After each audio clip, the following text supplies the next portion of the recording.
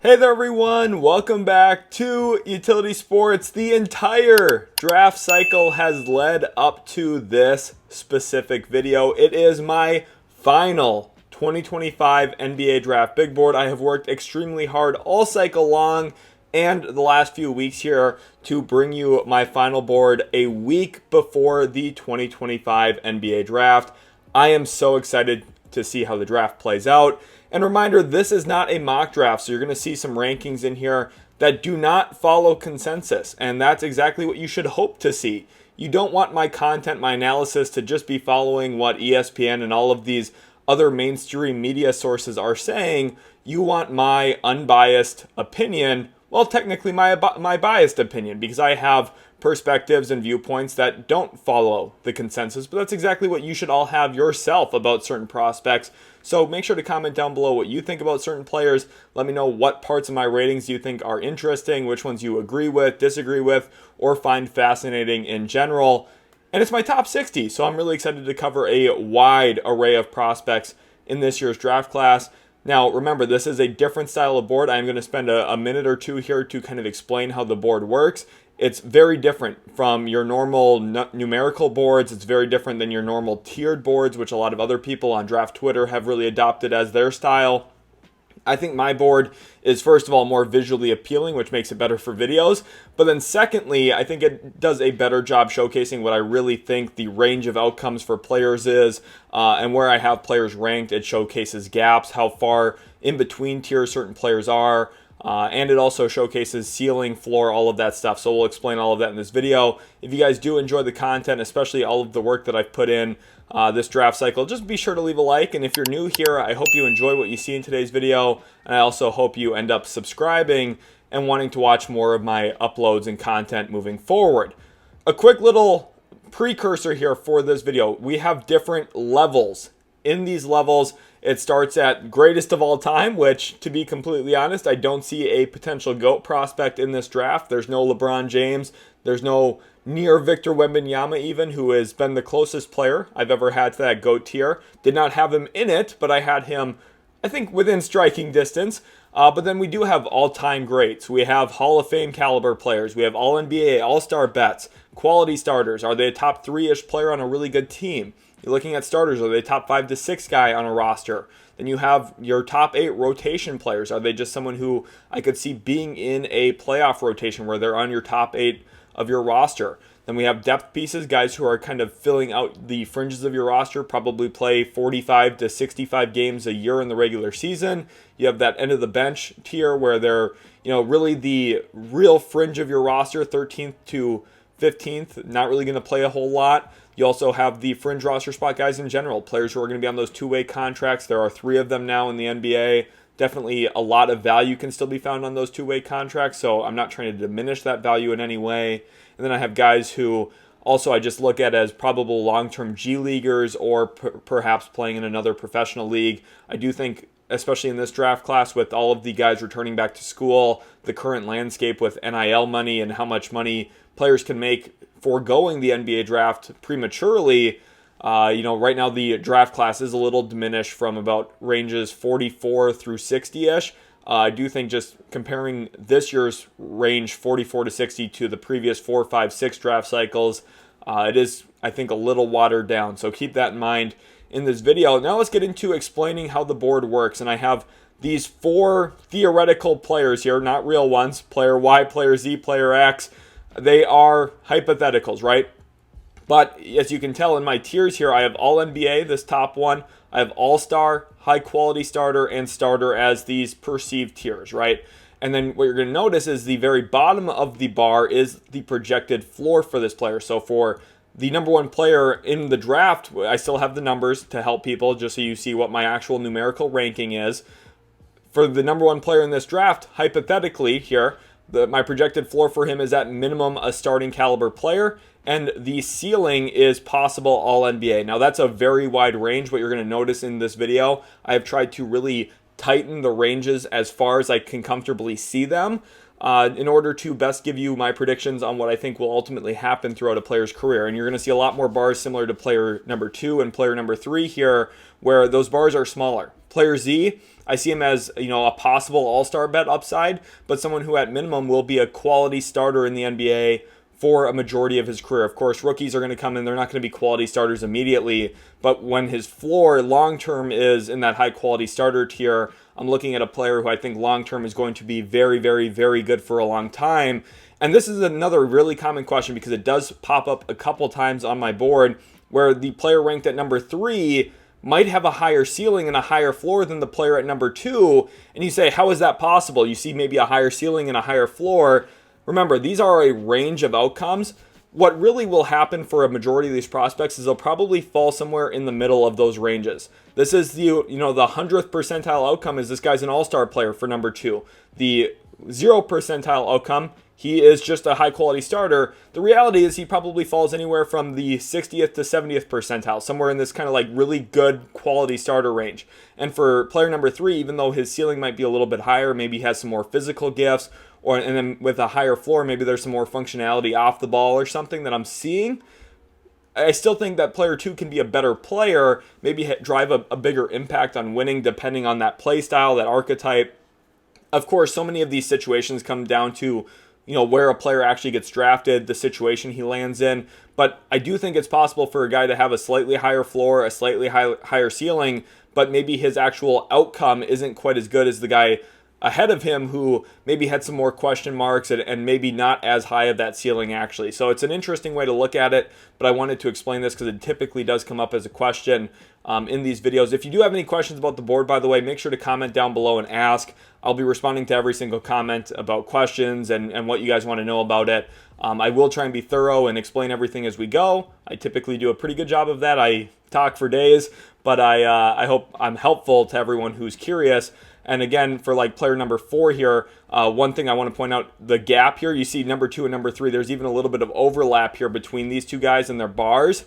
Whereas number 4, there's a gap between him and number 3, and those gaps are intentional as well. That's what I love so much about my format here is you get to see my projected ceiling, projected floor, the range of outcomes. You get to see the numerical ranking, but you also get to see where some of the gaps in the board are, where I think there's a little bit of a distance between the 3rd best player and the 4th best player in this hypothetical example. And I think those gaps are very helpful to kind of showcase what I believe, and sometimes those gaps will be really big on the boards, and sometimes those gaps are smaller, like this example here. So I think that's all you need to know about the board right now. I think it'll make sense as we get into it. So let's jump over down to number 60, and we'll work our way up in this year's draft class and my big board. All right, so we are going to be starting in the end of bench to fringe roster spot and G League / other league kind of tier here at the very bottom, and this is where some of the depth in the draft is pretty questionable.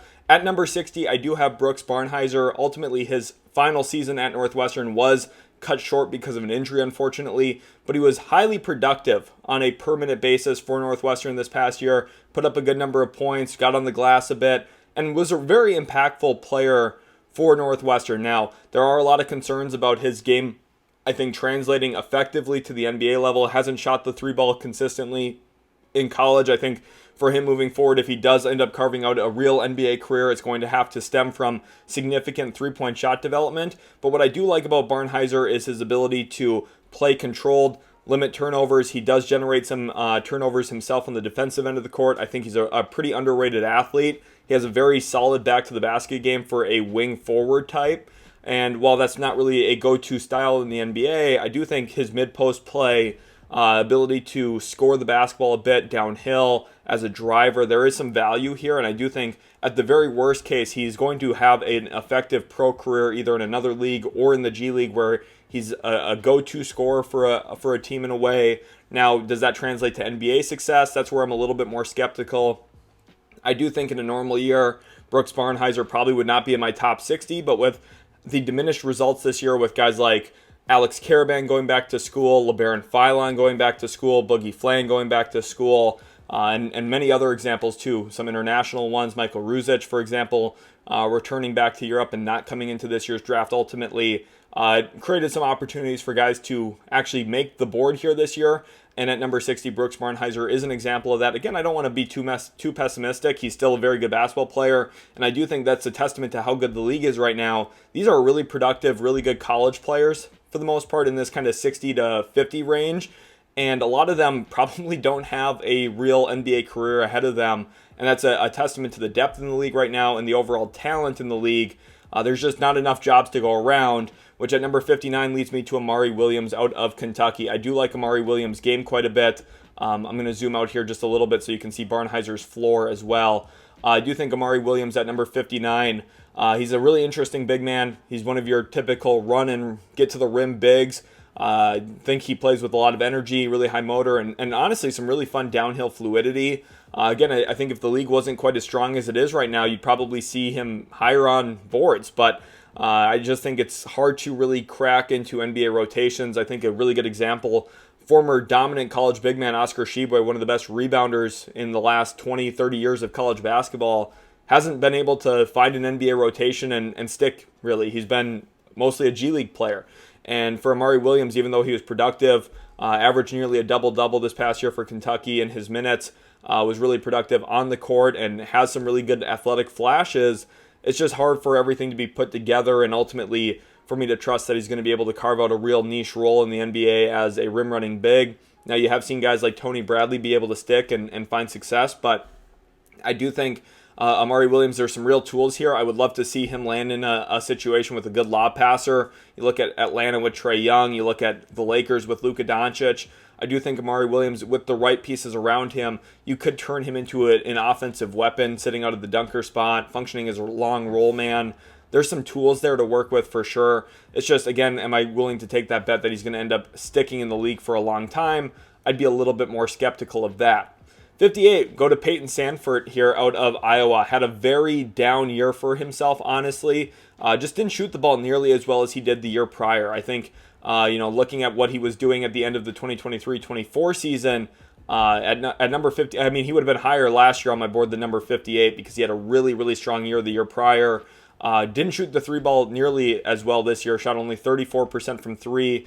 And as someone who projects to be predominantly a shooter in the NBA, I don't think that's a huge vote of confidence into what we were able to see from him from an actual production standpoint. But, if you're someone who believes in the free throw indicators and the long-term track record, he shot the ball very well for a majority of his Iowa career. Shoots at the free throw line very, very well, over 90% the last couple of years if you look at his 2-year splits there. It's a solid player. Like, he's definitely got some skills, and he can shoot the basketball. So is there a chance that he finds a way to stick in the league? Definitely. I do think he'll probably at most be like an end of bench. Kind of look at what Jordan Nwora has been able to be in his NBA career. I think that's somewhat of a realistic outcome here for Sandfort, where he sticks around for a while, maybe has some moments, regular season games where all of a sudden he goes 3 or 4 from 3, and fans are going to love him in those minutes and in those opportunities when he does get them. So I do think he's still an intriguing player, someone who I think could show out in summer league quite well. Definitely is going to have, I think, a lot of success in the G League just because he's a movement shooter who can really put the ball in the hoop. I know, again, the numbers this year didn't really back that up as much because he had a down year, but he's still someone who I think if you look at his long-term career at Iowa and what he was able to accomplish there and his scoring efficiency as a shooter, he is someone who I do think will have an NBA career ahead of him. Number 57, Hunter Sallis. It's been a long time coming here for Hunter Sallis. Remember, started his college career at Gonzaga. I had a lot of high hopes for him before his freshman season with the Zags, but unfortunately nothing really came out of that. Just didn't have the opportunity and the play time at Gonzaga to ultimately lead him to the NBA draft early in his college career. Ultimately transferred out to Wake Forest and then had a brilliant season a year ago where he shot the 3-ball extremely well. And again, he would have been a guy last year on my board, probably would have been higher than number 57. That's where he slots in here in this year's big board, just because I do think a slightly better draft class this year The depth in this class is a little questionable in this kind of 44 to 60-ish range, like I've mentioned. But the top of the draft is very, very good, and I think there's some really good players throughout the first round in this year's draft, maybe a little bit stronger than last year's. And, of course, there was no Cooper Flagg in last year's draft as well, which is already the top spot, as you could imagine. So Hunter Sallis at 57, I do think, if you look at the year he had for the Demon Deacons, not this past year, but the year prior, and then being able to not really build on that, but solidify some of the talent we saw, right, where his downhill scoring, the ball handling, the creation talent is definitely plausible and realistic there. Now, I do think there's a little bit of a ball handler tax in the NBA where if you're a lead ball handler, if you're a guy who plays with the basketball in his hands, it's hard to fully envision you finding consistent success in the NBA because of how talented that position has become, how talented the league is in general, and teams aren't just handing out ball handling opportunities left and right. For the most part, especially the best teams, they have their dedicated ball handlers, their dedicated go-to players, whether it's the Luka Doncic, the Jalen Brunson, the Trae Young, the Anthony Edwards, whatever it may be, the top players on the team. It's hard for a guy like Hunter Sallis, who is going to be an on-ball type of player. It's hard for him to come in and find a role and really carve out that role, especially with some of the long-term shooting concerns that Sallis has had. Had a really great junior season again shooting the basketball, but hasn't been able to really stabilize and show that consistency in that area. John Tonje comes in at 56 here on my board. For me, again, kind of another player who I see as an end-of-the-bench type of upside player.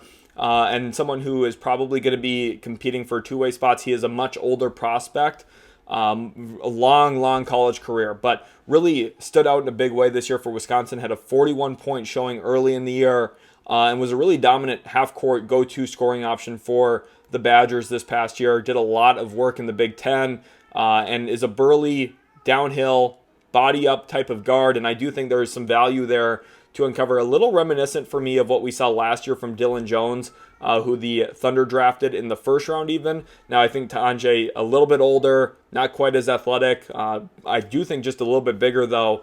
He's a solid player for sure, and I think someone who is going to probably be productive in Summer League, probably turn some heads there because of his frame, scoring ability, plays with his back to the basket a bit, and can be a kind of downhill slashing guard, playing with his shoulders, playing into traffic, bumps, contact a bit.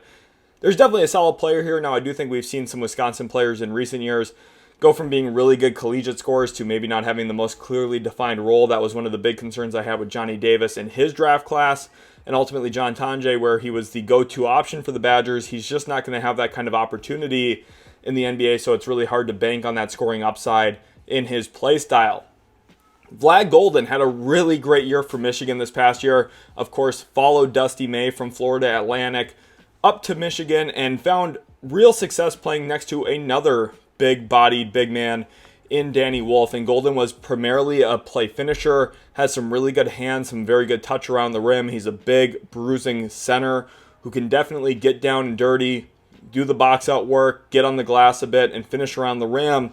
All of those skills are very traditionally attractive for a big man. Kind of reminds me a little bit of a Nikola Pekovic, who had a really solid career for the Minnesota Timberwolves most primarily.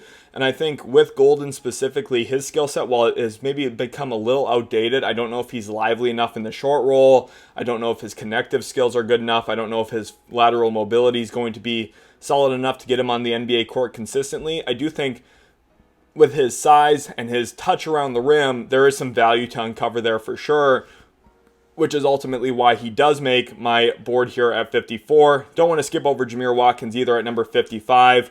Another player, long arms, really impactful in the gaps. A guy who I do think could really stick on in the NBA quite well. Someone who I do think as an end-of-the-bench piece could definitely have a 6 to 8 year NBA career, because I could see a lot of teams buying into his defensive acumen, where he's able to create, get in the passing lanes, be a helper as a low man, and just kind of muck things up with his athleticism and length and wingspan, which is really the biggest selling points for him.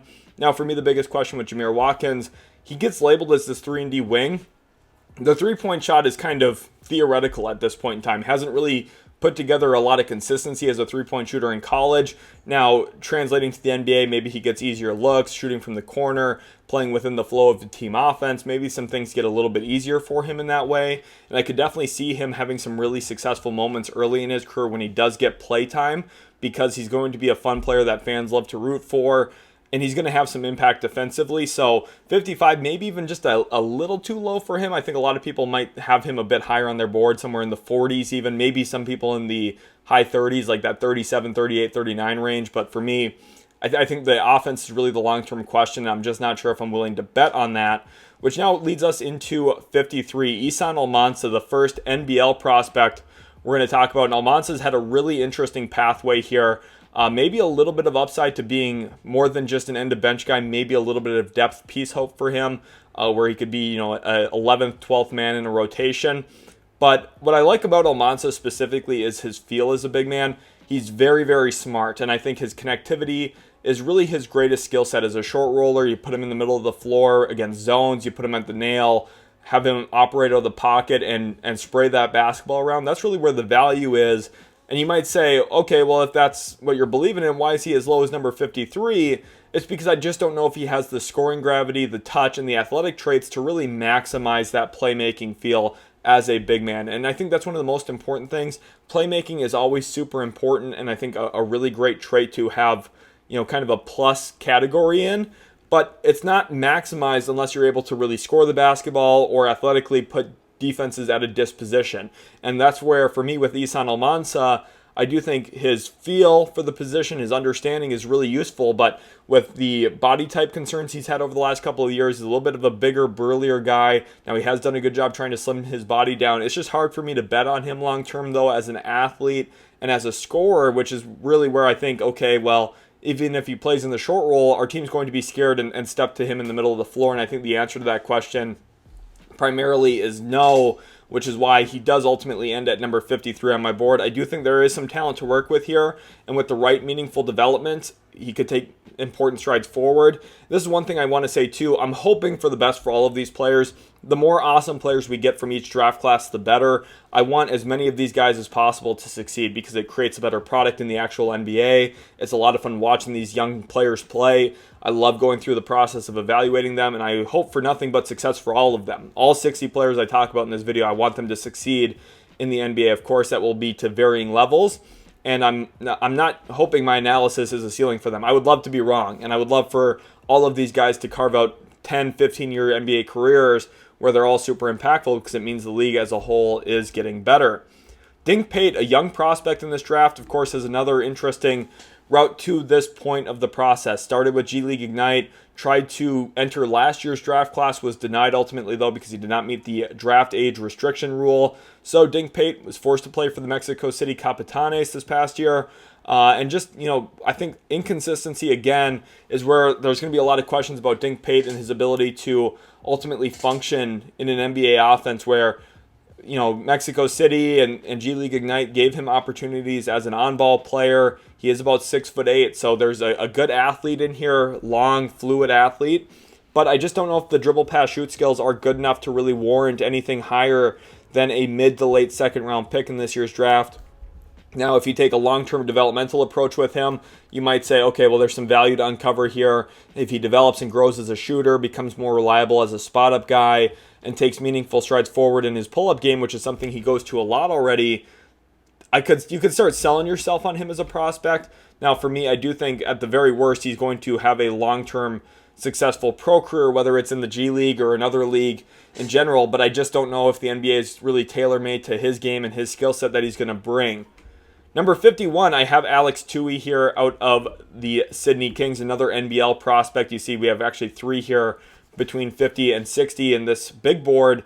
And for me with Alex Toohey, I think his floor is a little bit higher than even guys like Izan Almansa, Vlad Goldin, Dink Pate. And the reason for that is he's a high-energy, high-effort player, and I think there's some real value to that. And I think that motor, that energy, that effort gives him, I think, a little bit of a safer floor, especially as more of a forward wing-sized player. I think that teams are always looking for high-effort, high-energy guys who can get on the glass a little bit, get on the floor for loose basketballs, and then shoot the ball a bit. And Alex Toohey checks a lot of those boxes, which is why, for me, I think his floor is definitely a guy who's going to stick around on two-way contracts for a while, definitely return some solid value in that regard.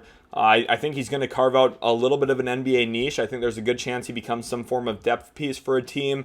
This is a guy that I could see Oklahoma City looking at and saying this is a player who fits into our team identity. I think would be a pretty good culture fit into that roster. And I think Alex Toohey in general is a guy who is going to carve out a little bit of an NBA career, stick around for a little while because he's got some solid off-the-ball skills. He's pretty functional in the half court without the ball in his hands. And then he does a lot of that dirty work that I think teams are just always looking for. Rocco Zikarsky at number 50. This is a guy coming into the year I thought there was a chance he could maybe develop and blossom into a first-round pick. Just really don't think that ever materialized this year. I do think there's a lot of intrigue still around Zikarsky. He's a legitimate 7'4" big man. And when you have that much size, there's definitely going to be some interest in you. And I think teams are going to look at him as, at worst, a useful rim deterrent. Someone who maybe never gets into that top 8 of your rotation, but could return some, Jock Landale kind of value where... and I think that's a pretty good comparison for him. He's a little bit less mobile, but a slightly bigger Jock Landale. Of course, the Australian connection there doesn't hurt either. I think Zikarsky at number 50, for me, again, I have some concerns. I think specifically about the above-the-rim finishing. I don't know if he plays with enough aggression to really ever assert himself. I don't trust the touch enough for him not being a super assertive player in terms of playing above the rim frequently. So I do think there are some pretty glaring red flags for him as an actual skilled big. Not having the touch, not having the hands and the ability to consistently finish around the rim, even at his elite size. But I do think his size in general is a glaring advantage that he has over some of these other prospects in this territory, which is why you're going to note a significantly higher ceiling than a majority of these other guys.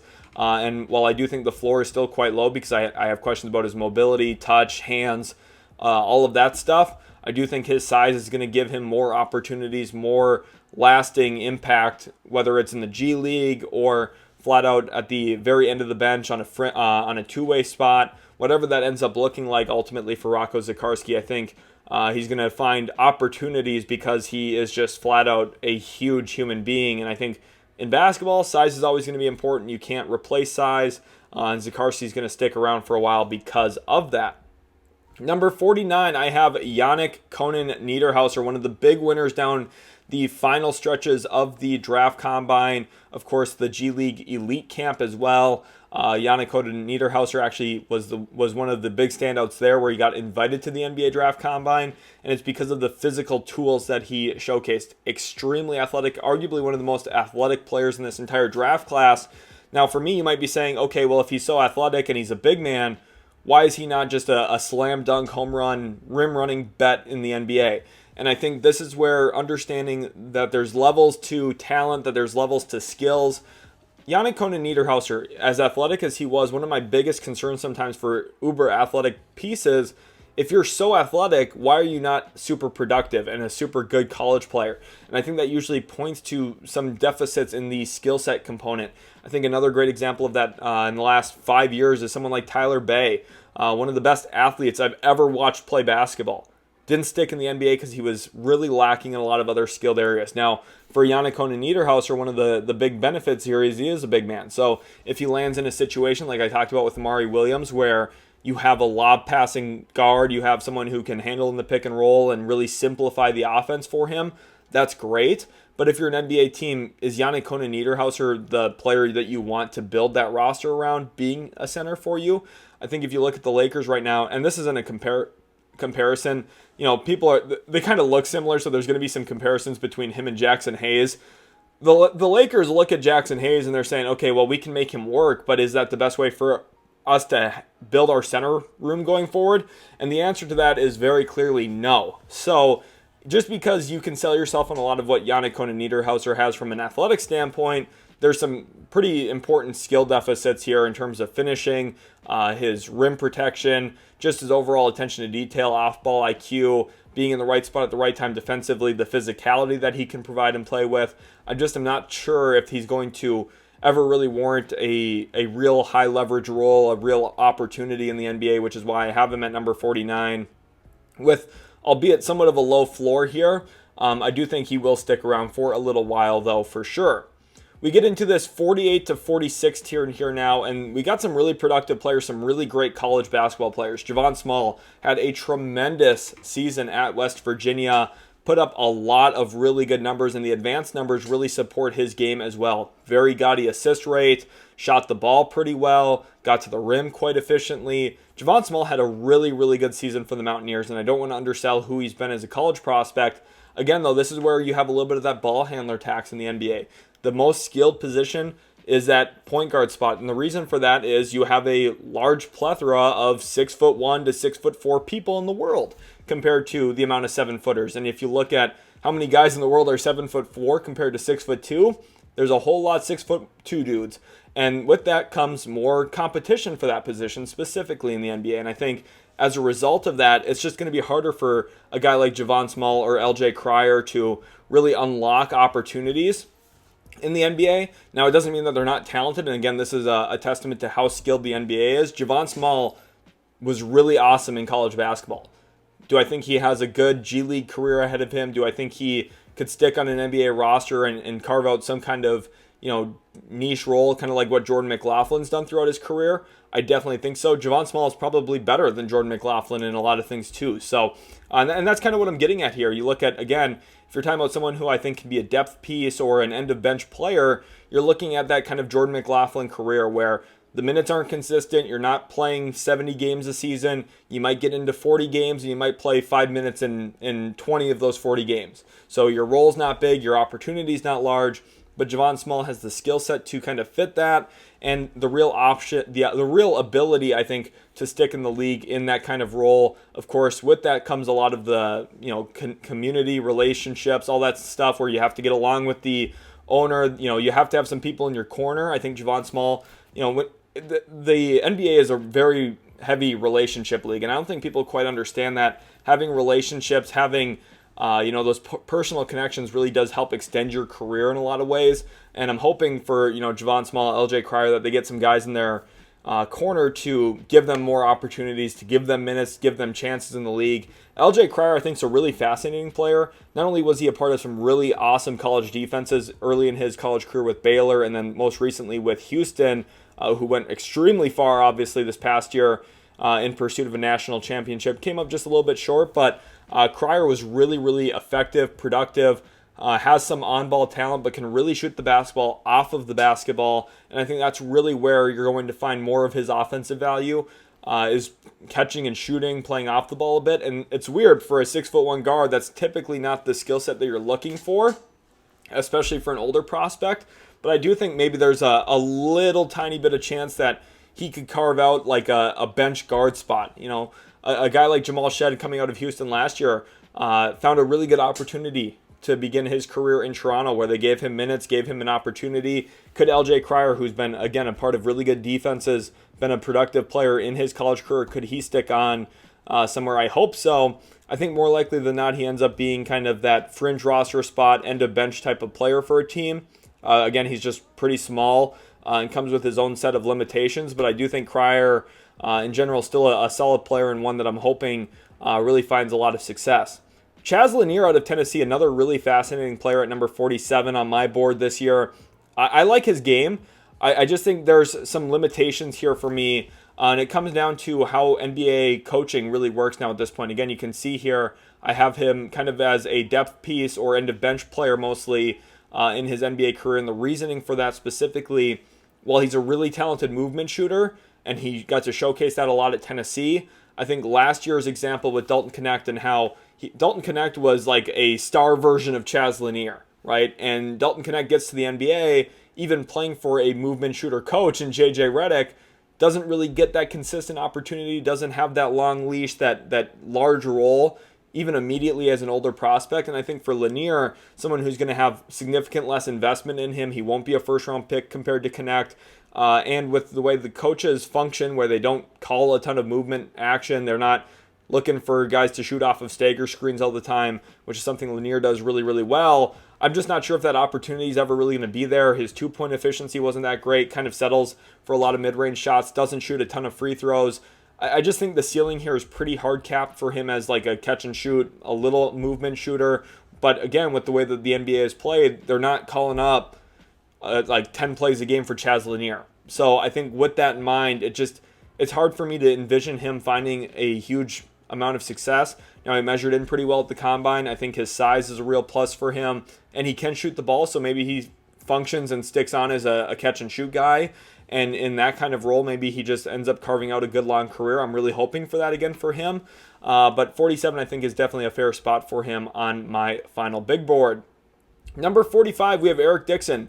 Again, another guy who really, really great college basketball player.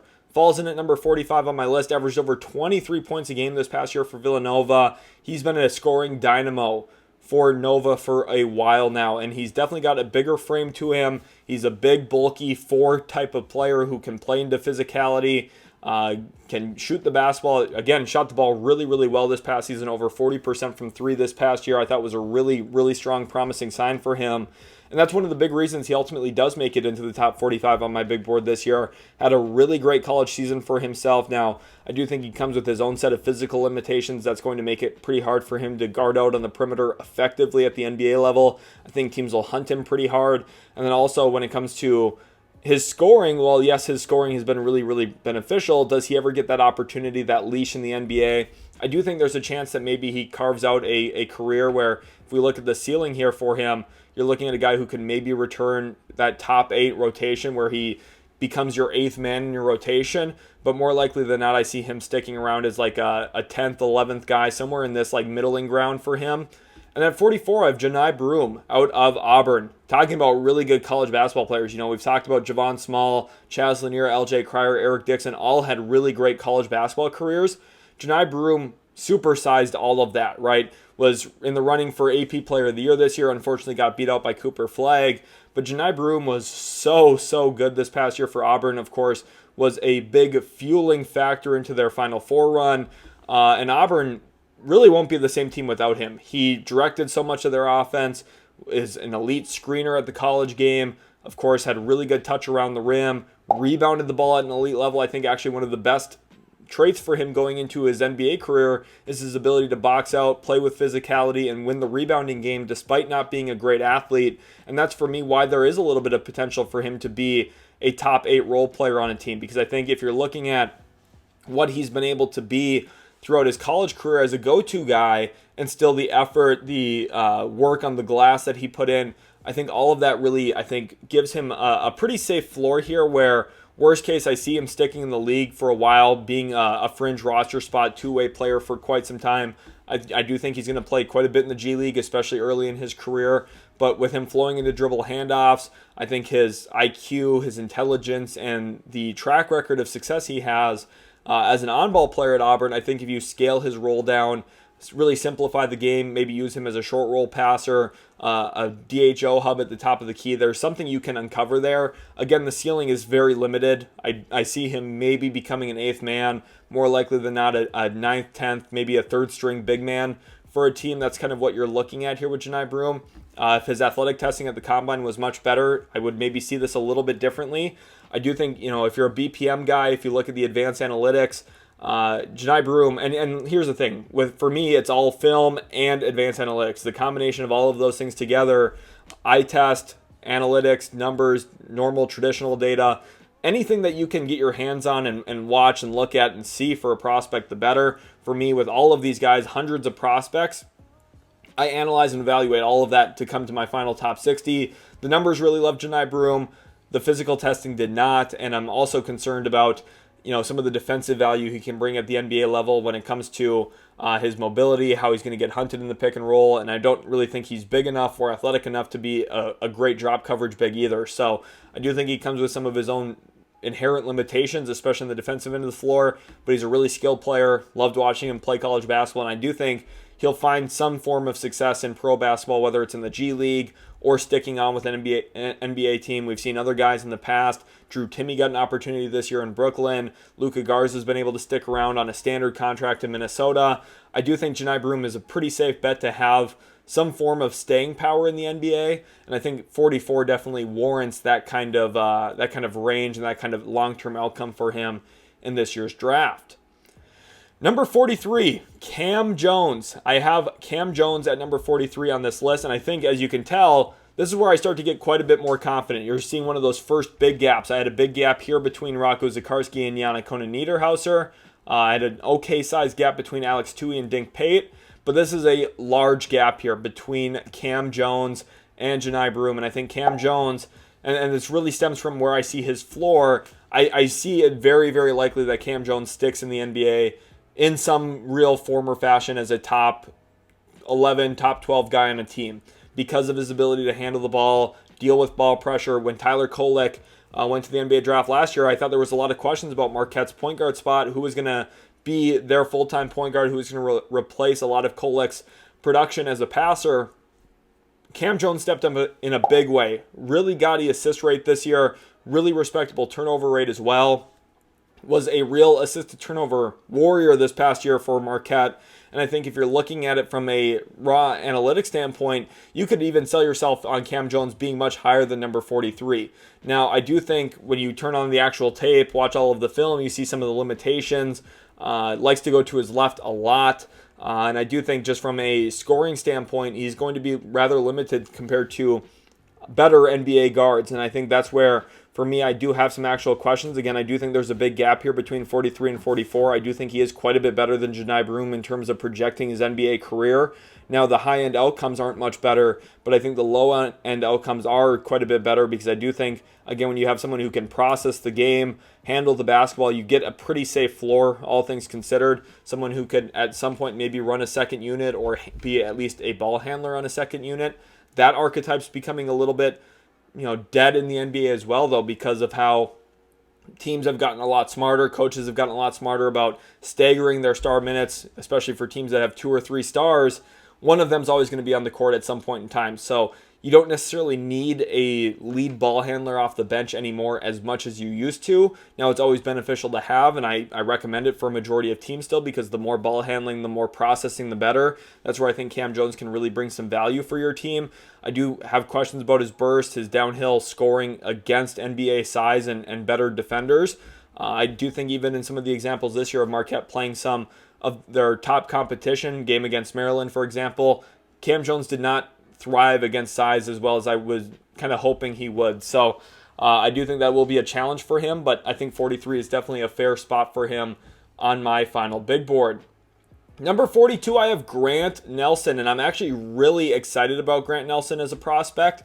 Now, he's still, this is one of the weird prospects in this draft, and I want you to hear me out why. He is a player who is an older prospect, but is still going to take some time to really develop. And very rarely do you feel that way about a 22, 23-year-old-ish prospect coming into his draft class where you say, okay, well, he's a 4-year college player. How much longer can we really wait? I do think it's going to be another 2-3 year process for Grant Nelson, and a lot of that stems from his outside shot and his conditioning and specifically his ability to defend out on the perimeter against NBA competition. I think the conditioning is coming along. I don't think it's in a really bad spot, to be honest with you. But I think mostly you're looking at the outside shooting. Can he become a consistent, reliable catch-and-shoot guy? He doesn't have to be a dynamic off-the-dribble scorer, more so just knocking down open catch-and-shoot corner threes.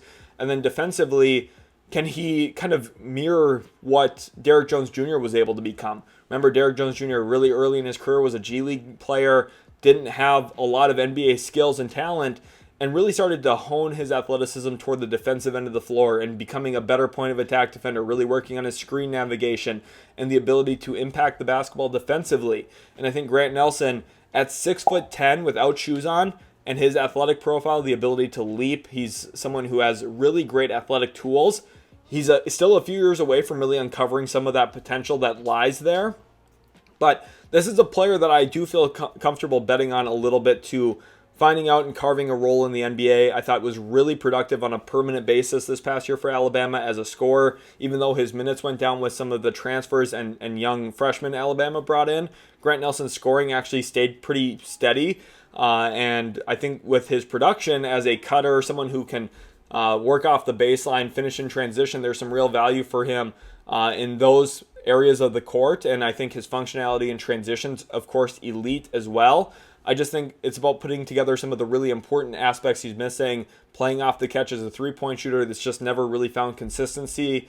His shot, I do think you're going to need a shot doctor to work with him. I think the mechanics right now are all a little janky. I do think, kind of like a Dorian Finney-Smith, another great example of a guy who, coming out of Florida, had to really undergo some significant changes in his shot and the mechanics behind it.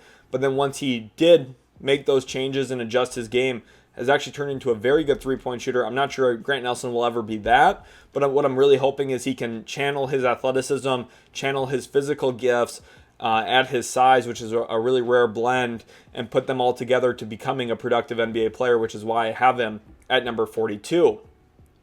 At number 41, I have Jackson Robinson out of Kentucky, the former BYU Cougar turned Kentucky, followed Mark Pope over there. Unfortunately, has dealt with injuries throughout a majority of the last couple of years of his college career, and his season was cut a little short because of that. So we didn't get to see Jackson Robinson too much to end the year. We didn't get to see him at the Combine, unfortunately, but I do think Robinson's one of those players where there's definitely some value to uncover here. He's got really long arms. He's got a great wingspan, NBA size. He has impact defensively. And unlike what we talked about earlier at number 55 with Jamir Watkins, we've actually seen some real shooting success for Jackson Robinson. Shot 37% on threes this past year in the SEC. And I do think if you're projecting him to find a role, he's definitely a wing who you can see as like a third wing off the bench, where he's maybe cracking into your top 8 of your rotation, or he's probably more likely someone who kind of fits in as a depth piece, a 4th or 5th wing, gets some minutes here and there, maybe a 5 to 10 minute per game player when he actually gets on the court. But with his length, defensive ability, and the ability to shoot the ball, this is a fairly projectable 3-and-D wing with some solid athletic tools. Remember, coming into this draft cycle, I had looked at him as a potential top 20 pick. Now, just didn't have the season to really solidify that. But with how bunched up everything is, the gap between 30 and 41 isn't that significant. So is there a chance Jackson Robinson returns somewhat first-round value this year? I don't think that's crazy to say. We'll see how everything pans out, of course. But I do think if he fits into the right situation, the right team, the right destination, there's definite NBA skills here that you can uncover with Jackson Robinson as a player. Now at number 40, Bogoljub Markovic out of Mega Basket. And I actually am really excited about this kid. I do think there is some significant skill set to play off of in his NBA career. And it just feels like Mega Basket, Mega Meeson specific, is constantly churning out, developing, producing these high-feel basketball players. And Bogoljub Markovic, as somewhat of a point forward at his size, really solid positional flexibility there with his size. He's not the best athlete in the world, but what I do think you're getting is someone who's a very good court processor. You saw him function a lot out of short rolls as a connective piece in the half court, a cutter, diver, facilitator off of that, some ability to handle the basketball, make reads off of a live dribble. I think a lot of that becomes your selling point for him moving into his NBA career, where he could have some real functionality next to star talent as a screen dive, catch the ball in the middle of the floor, make reads from there. I think for Markovic specifically, there's a lot of optimism around him, and I understand it because when you have skilled players, guys who are dribble, pass, shoot oriented, they're typically going to find ways to stick around, to last, and succeed. Now, I do think some of those athletic concerns, those athletic dispositions he's at compared to other prospects in this draft, even in this little bunching here, if you compare him athletically to Jackson Robinson and Grant Nelson, he is a little outclassed.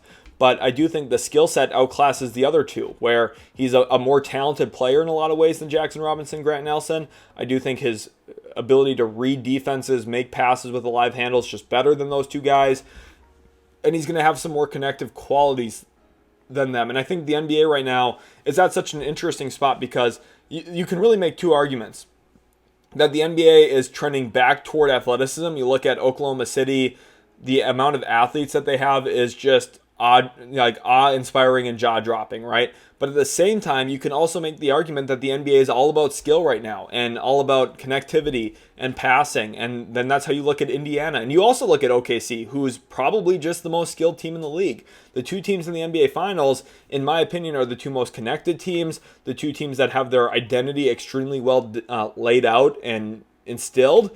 And I think Markovic is such an interesting player because he might not bring you those physical traits that you see on the Oklahoma City side of things, but he gives you some really great connective qualities that would be valuable even in Oklahoma City's offensive context off of Shai Gilgeous-Alexander. You think about the value that Isaiah Joe brings there as a ghost screener.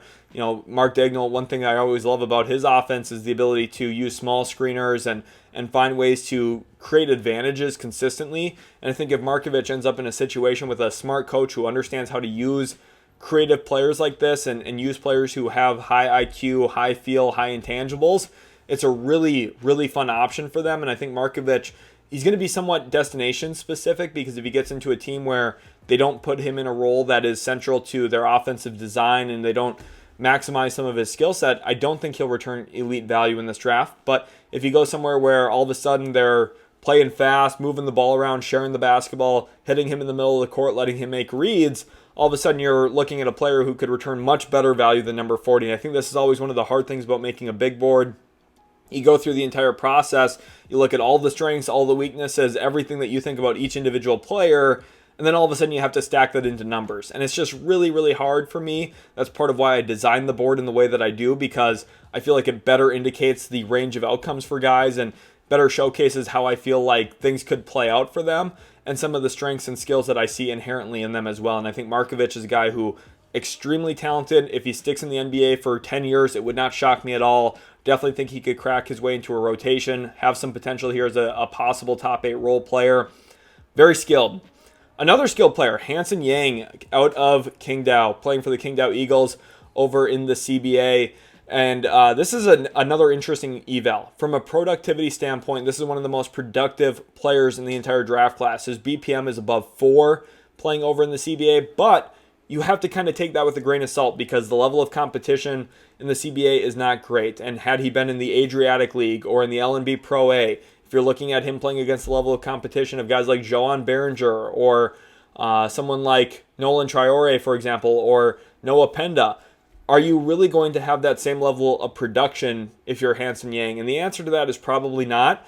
But in the scrimmages specifically, I think the Combine was a really good tool for him to kind of help and maintain his draft stock. I kind of already had him in this range, somewhere between 35 to 40-ish before the Combine, but I thought it made me feel just a lot safer and a lot more secure in where I had him ranked with how he performed at the Combine, where he was making some reads off the top of the key as a playmaking big man in trail action, and just finding some real success around areas of the court, whether it's playing out of the post or being a decisive screen and roll player and finding ways to score around the rim. I just think, there's a lot of skill to work into here, but I also do think his floor is somewhat limited. I think, especially as a center, one of the issues he's going to run into is how heavily targeted he'll be at times. While he's got really great offensive footwork, I think the defensive footwork still has a lot of room to grow. I think he has some physical challenges and limitations in terms of being able to defend out in space consistently. And I don't know if the rim protection is going to be good enough to make up for some of his lateral dispositions. So I do think Hansen Yang is such an interesting prospect in this draft. I know some people are going to have him with a first-round grade, that some people might even have him in their top 20, because if you look at the analytics, you look at the production, you're going to say, this kid's awesome, but I think that's all relative. If you look at the level of competition he's facing, the types of opponents he's going against, I'm a little more skeptical on his ability to adjust to the NBA and still find that level of productivity compared to what he was doing in the CBA. And I think that's true for all college players too. Like, this is what we talked about with Kam Jones, Janai Broom, Eric Dixon. Really great college players. Will that production actually line up in the NBA? That's a lot harder to see for some of these guys. 38, I have Hugo Gonzalez here, someone who the productivity wasn't large this year, but I do think there's some really intriguing dribble pass shoot skills. I do think Hugo Gonzalez is one of the hardest evals in this entire draft. Ultimately, for me, I feel like I've kind of come to a pretty safe conclusion here, where I see him falling in as some form of depth piece, top 8 rotation player possibly, kind of an 8th or 9th guy in a rotation, maybe with some upside to being a 7th man, 6th man, because of his value as a play finisher and a connector out of that. Very selfless. I love the way that he goes about playing the game. I really like his attitude and mentality. Even when the minutes weren't there consistently this year for him, for Real Madrid, just felt like he was always involved on the bench. When he did get his opportunities, it didn't change the way that he went about playing. He wasn't trying to assert himself overly, felt like he was still trying to fit the team, fit the offense, and be, the connective player that we've always seen Hugo Gonzalez as. In FIBA basketball, really dominant. A lot of his production there is what you're kind of really holding onto and grasping onto from a production standpoint if you're looking at the numbers and how he's been able to produce against similar age prospects, similar age players in international play. And I think for Gonzalez specifically, if the shooting numbers were better, I would be all in, honestly. I really do like him as a prospect from the physical size that he has, measured in about 6'8", at his own individual combine. And then also, you see it on film with him finishing above the rim, functioning as a cutter, functioning as a play finisher, as a lob threat even a little bit. Got to see a couple opportunities of that this year for Real Madrid. I just think with all of the upside, all of the positives, I just think a lot of that gets diminished if he doesn't really develop a consistent, reliable NBA three-point shot. And he just hasn't been a good shooter up to this point.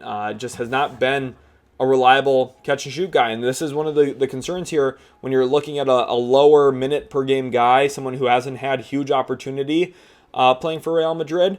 The question then all of a sudden becomes, okay, well, if he's not a high minute per game guy and we're looking at low volume, how much can we trust these shooting numbers, especially when they're not good? Do you want to put your stock into him not being a great shooter?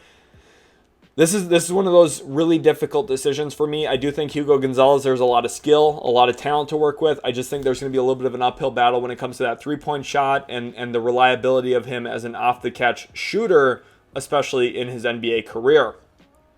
Number 37, I have Noah Penda out of Le Mans, playing in the LNB Pro A League. And really at the heart of this, and part of the reason why I think there's a really good outcome likelihood that he turns into some form of a top 8 rotation player, is how heavily coaches value defense and how Noah Penda can especially be an impactful defender.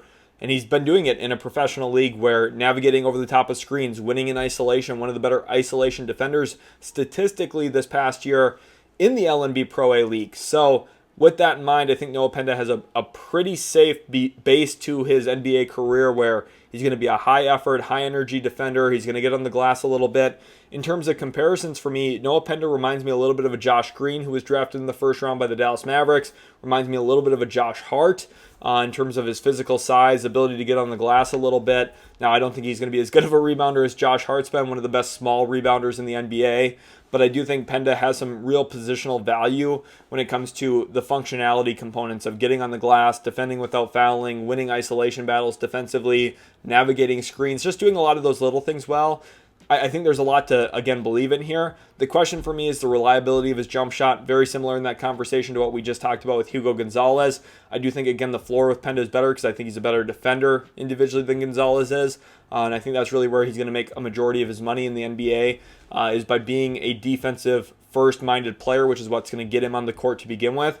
And then there is a little bit of playmaking juice here as well. And unlike Gonzalez, instead of maybe being that connective playmaker, he's more of an off-the-dribble playmaker. And I do question the functionality of that. That's where the Josh Green comparison comes in. Anyone who's watched Josh Green at length knows that he's actually a really creative passer, sometimes a little bit of a wild passer. I think Penda has a little bit of that into his player DNA as well here. But the functionality of that, if you're not an elite shooter, if you're not an elite on-ball player, it doesn't really tend to carve out itself in a super beneficial way for a team. So while the playmaking juice is nice and it might create some highlight assists here, highlight assists there, I don't know if it's going to be a real game changer for a team offense enough to warrant him being higher than 37. But there's definitely some skill and talent to work with here for Penda at this spot for sure. 36, I have Ryan Nembhard out of Gonzaga. This is another player who I think has been really overlooked this year. This is an assist-to-turnover demon. This is a guy who takes care of the basketball, very much like his older brother Andrew Nembhard, who's been a starter in the NBA playoffs this year and NBA Finals for the Pacers. Ryan Nembhard, very ball secure, very confident with the basketball. It showcased back when he was at Creighton, continued over to his career at Gonzaga as well. And I think for Ryan Nembhard especially, one of the biggest selling points for him is you're looking at his efficiency. Offensively, you're looking at what he's been able to do when it comes to guiding second units, being a lead ball handler, a lead decision maker, someone who's been very reliable for the Zags for a while. And I think, it's just a really safe player here. This is a guy who I think comes in and could be a second unit leader. Worst case, he's your third point guard and gives you some really good depth at that position, which is kind of why he is teetering here between top 8 role player and depth piece, because I do think he does come with some scoring limitations and some question marks in that regard, but I think his floor is really safe here, and I think his ceiling, while it's not extremely high, I think it's functional for an NBA team, and that's why I think Nembhard specifically, his assist rate really strong, turnover rate really low, led, I think, all of college basketball in assist to turnover rate this past year. So just really, really reliable, really sound, really consistent. I do think there's a little bit of a gap here for me between Nembhard and Penda, because I think Nembhard's playmaking is a bit more functional and reliable in comparison to Penda's. I think Nembhard's a little bit more adept at using screens, whereas Penda's more of a wing. Of course, Penda's going to bring you more defensive acumen, I think, than Ryan Nembhard, but I don't think Nembhard's a slouch on that end of the floor either. So for me, Nembhard does out-edge Penda here with a little bit of a gap as well. But I think just a solid player, and one at 36 is definitely going to return some value. 35, really excited about this guy, Sion James. And this is one where you're going to say, okay, well, ceiling's a little bit lower. For me, the comparison for Sion James this year is Terrence Mann. I think he is this year's Terrence Mann, where he's going to get drafted in the second round, but the team that drafts him is going to end up loving him because he just does a lot of the little things. Connective offensively, makes open catch and shoot shots, even though he's a little bit hesitant, kind of like Terrence Mann. He'll make them when he shoots them. And he's functional in transition, and he can really defend. One of the best college defenders this past year, and honestly for the past few years, back in his Tulane career as well, was really, really great defensively. And I think when you have strong defenders, you're projecting guys as role players. Sion James, I think, is a very, very safe projection as a possible role player in his NBA career, a guy who I think is going to stick around for quite some time because of that. And I'm very, very optimistic about what his NBA career is going to ultimately look like, because he's a really, really talented player in his role. And, it's, again, you're not looking at the ceiling of a star. You're not looking at a great upside here. You're looking at finding a contributor, finding a guy who's going to fit into your team context, navigate screens, win at the point of attack defensively, generate some turnovers, and get out and run. Get on the glass a little bit. Sion James just checks a lot of those little boxes. A little bit of playmaking juice, a little bit of defensive value, quite a bit of defensive value, a little bit of rebounding value, a little bit of shooting value. All of that stuff over the course of a 60, 70 possession game just wins you a lot of little battles. And I think Sion James is going to be a battle winner, and whichever team drafts him is ultimately going to be ending up very, very happy with the long-term results. Staying on the topic of Duke, at 34, I have Tyrese Proctor, the multi-year college guard who had a real career revelation this year for the Duke Blue Devils. After the first game of the season, I was a little hesitant, saying, I'm not sure if this is going to be best for Tyrese Proctor's draft stock or not, the way that they kind of pivoted him to more of an off-ball combo guard role rather than the true point guard that he had been for them the couple years prior next to Kyle Filipowski. And boy, was I wrong. He had a really, really great season. And I think playing off of Cooper Flagg, playing in a more off-ball role, an off-ball oriented role, coming off of off-ball screens and playing off the catch a little bit more, I think it really cemented who he can be as a prospect. Someone who can handle the ball for you a little bit, but should not be guiding or running your offense. This is a guy who's a fit piece next to other talent. Definitely kind of borders and kind of straddles that depth piece and top 8 role player line. Now, I do think with his shooting, the volume, and some of the ability to handle, get in the pick and roll a bit, find success there, Tyrese Proctor, I do think, has a bit of a higher ceiling, especially with his positional size in comparison to a guy like Sion James. But I do think the negative outcomes are a little bit worse as well, because I do think there are some limitations that he's going to experience in his playstyle archetype in comparison to Sion James that maybe lessens his impact, lessens his role a bit down the road. Proctor's playstyle shift I thought was such a big deal for him this year, and I'm very, very glad to have him at number 34 on my board. I'm very glad that he's found a little bit of that stability in his draft stock this year. I would be very, very shocked if he's not a top 40 pick in this year's class. I really think he's warranting that at this point. And I think whichever team ultimately selects him is going to be very, very happy with the long-term results, just having a guy next to another ball handler, next to another creator who can reliably attack gaps, handle in the pick and roll just a little bit, catch and shoot, knock down open shots, and isn't a small guard either. So I just think there's a lot of little value in all of that put together. 33, we move on to Joan Behringer, who I do think has maybe just a little bit approaching that starter upside, because what he does well is protect the rim. Actually led the Adriatic League in block percentage this year. Very, very gaudy block rate numbers. I think that's a testament to his length, his size, where he measured in 6'11" without shoes on at his own combine. I thought that was a very impressive measurement. Definitely caught the eyes of many.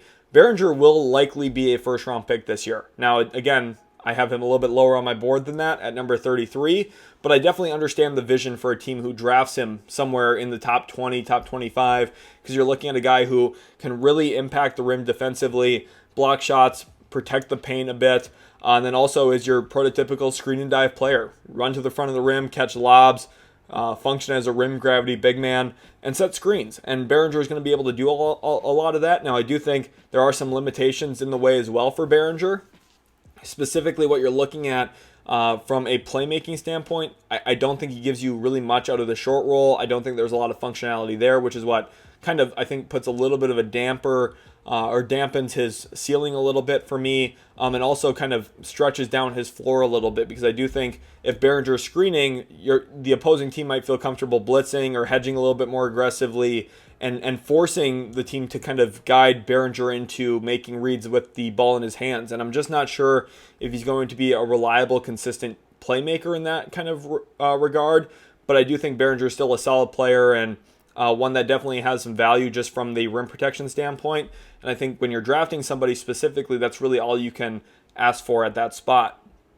32, Will Riley here out of Illinois. And this is the first player that we're going to talk about that I do see some starter upside, but I am a little bit lower on Will Riley than most. And the reason for that, he's really, really slight, and I think defensively comes with a host of problems. If you look at his block rate, his steal rate this year, and his raw traditional counting numbers for steals per game, blocks per game, he just was not productive defensively at all. And that's at 6'8" without shoes on. He's a big, long wing in terms of his sheer height and size, but he doesn't play big. He doesn't really enact that kind of defensive presence. And I do think going into the NBA, even though he's long and athletic, it's a little concerning for me that he just didn't have any real impact defensively in that way. And then you look at his actual numbers this year too on the offensive end of the floor, just really never found consistency. Brett Underwood there at Illinois just never gave him consistent, reliable minutes. There were some games he'd play 28 minutes, the next game he'd be down to 14. And somewhat matchup dependent, I thought. And sometimes the minutes just seemed irregular. And I think there was some behind the scenes stuff that maybe I'm just not fully aware of that led to that. And maybe some matchup things and some things that Brett Underwood was specifically watching for that some games he wasn't happy with Will Riley. Now, from the starter upside perspective, and the reason why I still think this guy's a pretty safe bet to even maybe make the top 8 of a rotation for a while in the NBA, is because there's a lot of skill here. Dribble, pass, shoot-oriented wing, some really good offensive creation tools. The dribble pull-up game, I think, is going to be probably the most fascinating long-term development for him if he can take his current shot diet and improve upon it and ultimately start making more of them. He becomes a really, really good player. That's the real question, though, is how good can he be in that play style to warrant becoming somewhat of a go-to or useful offensive option. I do think there's going to be some things at play here that help him in that area. One, a team's going to invest in him. He will be a first-round pick. Some team's going to say, we want to make Will Riley work. We want to make him successful in the NBA. Let's give him opportunities. We spent a first-round pick on him. We're going to try and make it work. And I think that will help Will Riley. He's going to be given a little bit of a long leash. I think that's necessary for him early in his career. And he's still really young. This is the thing, some of these 18, 19-year-old kids, when they're coming in, we have 1 year of college film, and 2 years of really useful high school stuff for the most part, for a majority of them. So you can watch all of the film you want, and for a majority of these prospects, I've watched pretty much as much possible film as I can. It's hard because, again, you're using the last 2-3 years of their lives to try and project the next 5, 6, 7 years of their lives. And Will Riley's a guy where I think there's a really wide range of outcomes. Could be a depth piece, but again, with the investment in him, he's going to be given opportunities to stick, showcase his talent, and hang around in the NBA for a while. And I definitely think there's a lot of talent to work with here. So I don't want to come across as a Will Riley skeptic. Coming into the cycle, I thought I was going to really love him. And if he had a better year at Illinois, there would have been a good chance he would have been top 15 on my board. It just didn't play out that way. Sticks at 32 here in my final big board here. Number 31, I have Maxime Reynaud out of Stanford, one of the big late risers in this draft cycle. Very likely could be a first-round pick in this year's draft as well. I thought he had a really, really great college season for himself this past year for the Cardinal, and one that I thought stood out compared to his previous 3 seasons for Stanford, where really extended his range, shot way more threes this past year for Stanford than he did in any other season prior. So you saw the work ethic going into his game, the ability to stretch his game, expand upon it, and I think that was a really positive sign for his NBA career, where you find a big man who's as mobile and as fluid as Maxime Reynaud is, especially north to south, where he's a very fun downhill athlete, threw down some windmill dunks in transition. Very atypical stuff for a 7-footer, and I think you got to see some of those physical gifts on display, and then also the skill set started to emerge around it as well, with a little bit more creation off the dribble. Self-created drives, getting to the rim, finishing as a driver himself, stepping out, shooting the 3-ball at a much higher rate, like I mentioned, than ever before for him. And then defensively, the last 10, 15 games of the season, you started to see that block rate kind of sky upward. I do think for me the biggest concern with Reynaud, and why I kind of have him locked in here as a rotation bet, as a more likely than not a top 8 role player, and then maybe just a depth piece for a team, as either a second or third big man on a roster, it's because of the rim protection element. And I'm just not sure if he's ever going to be reliably consistent enough as a rim protector, as a drop big man, to really warrant playing 30 minutes a night. And that's okay. Not every player in this draft is going to be a 30-minute per game player. And I think Reynaud, if you're drafting him, you're really looking at him being like your 16 to 18-minute spell big man off the bench, which is exactly what I think he's going to be able to do pretty comfortably anyway. Number 30, I have Mark Sears, and I think Sears is one of the most slept-on prospects in this draft. This is a professional guard. This is a player who I think very, very comfortably handles the second unit, can score for a second unit, and create. Now, Kevin O'Connor historically has compared him to Jalen Brunson. I do not see that myself at all. I think that is a real disservice to Jalen Brunson. I think Jalen Brunson is a much better player than Mark Sears. But what I do think about Mark Sears is that he's really, really good at certain things. Handling the basketball, playing off of 2 feet, getting to the free throw line. I think that's, again, where playing with balance, playing with ball fakes is really valuable for him, because even at a smaller stature, he can play into the middle of the floor, get paint touches, and get to the line that way by not avoiding contact, but actually searching for it and forcing defenders to get off their feet, jump at ball fakes, and then getting to spots where he gets them out of position to draw fouls. And I think if you look at his pick and roll reps, especially the last couple of years, I think there's been real improvement from where he was early in his college career at Ohio to where he is now. And playing in a spacing-oriented context like Alabama, they don't have a lot of great defenders around him. They weren't able to protect him in that way, but they were able to spread the floor for him, set good screens for him, get him into open space often, and he knows what to do with it. Unfortunately for Sears, he had a down year scoring the basketball from an efficiency standpoint, just didn't shoot the 3-ball nearly as well. I talked about that earlier in this video with Payton Sandfort and how that negatively, I thought, hurt his draft stock this year. I think the same thing for Sears. I don't think Sears helped his draft stock this year with the way that he shot the ball. But one thing I do have to say, his true shooting percentage was still really, really good, because he gets to the line. He's an efficient scorer, even in a down year, because of how many free throws he shoots and how many of them he makes. So I think if you're looking at efficiency from just a raw field goal percentage area, you're going to be like, oh, I'm not sure about Mark Sears. But if you look at the overall scoring profile and kind of dive in a little bit deeper to the numbers, look at some advanced data, look at the true shooting percentage, you're going to say, well, actually Mark Sears was pretty good still at scoring, even in a non-efficient year shooting the ball. College seasons are so short, it's hard to put all of your stock into just one season anyway. The overall trajectory of Mark Sears throughout his college career suggests that this guy's going to be an NBA point guard, someone who probably is not a starting caliber point guard, as you can tell here from my ceiling, not having him in that starting caliber tier, but having him as someone who I think very likely is a top 8 role player. Now, one of the issues that I do see here, the investment in Mark Sears is not going to be nearly as high as it is in a guy like Will Riley, and as a result, the floor is a little bit lower, because maybe he just never really gets the opportunity or the fair shake that I think he deserves. Having such a great college career, I think this kid deserves real opportunities to play NBA minutes. Will he, though? That's the big question. I'm just not sure if a team's actually going to give it to him, which is why I do have his floor a little bit lower than guys like Will Riley, Maxime Reynaud, Jean Behringer, even though today, I'll tell you right now, Mark Sears is way better at basketball than all of these 3 guys after him. He's way better than Will Riley at basketball today. And To me, I think that should matter a little bit in terms of opportunity, but the reality is it doesn't in the NBA. So that's my biggest concern with Sears. 29, I have Nolan Traore, who I think, again, from an investment standpoint, is going to have a much safer floor than Mark Sears. I think at the very worst, you're looking at somebody who is at worst a depth piece, a third guard into a rotation, whereas more likely than not, he'll probably return top 8 role player value. Very, very gaudy assist percentage numbers this year. In fact, I believe the best assist rate in the entire draft class. And he's doing it in a professional league. I talked about the LNB Pro A. It's a pretty competitive league. Not an elite one, but a competitive one for sure. And if you look at what I talked about with Noah Penda, I think Nolan Traore having to deal with really good defenders, having to deal with professional defensive coverages. Traore has learned a lot this season. Now, it hasn't come in the form of elite success. He hasn't been an elite go-to player at St. Quentin in terms of the efficiency. His true shooting percentage is down in the mud. Free throw rate's a little low, which is one of the things I find myself a little skeptical on for him, is playing into physicality, playing into traffic.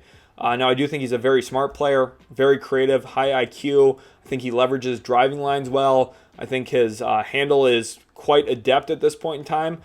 There's a lot to love with Traore. I think his really solid, respectable positional size is a huge plus for him as well. Another thing that I think separates him from someone like Mark Sears, which is why he does just out-edge Mark Sears on my board here at the final leg of the process. But I think for Traore in general, if you're a believer in him, it's really the fact that you're betting on his playmaking, you're betting on his ability to handle the ball without turning it over too frequently, and you're betting on him kind of being a comfort blanket for a team offense, especially off the bench early in his career.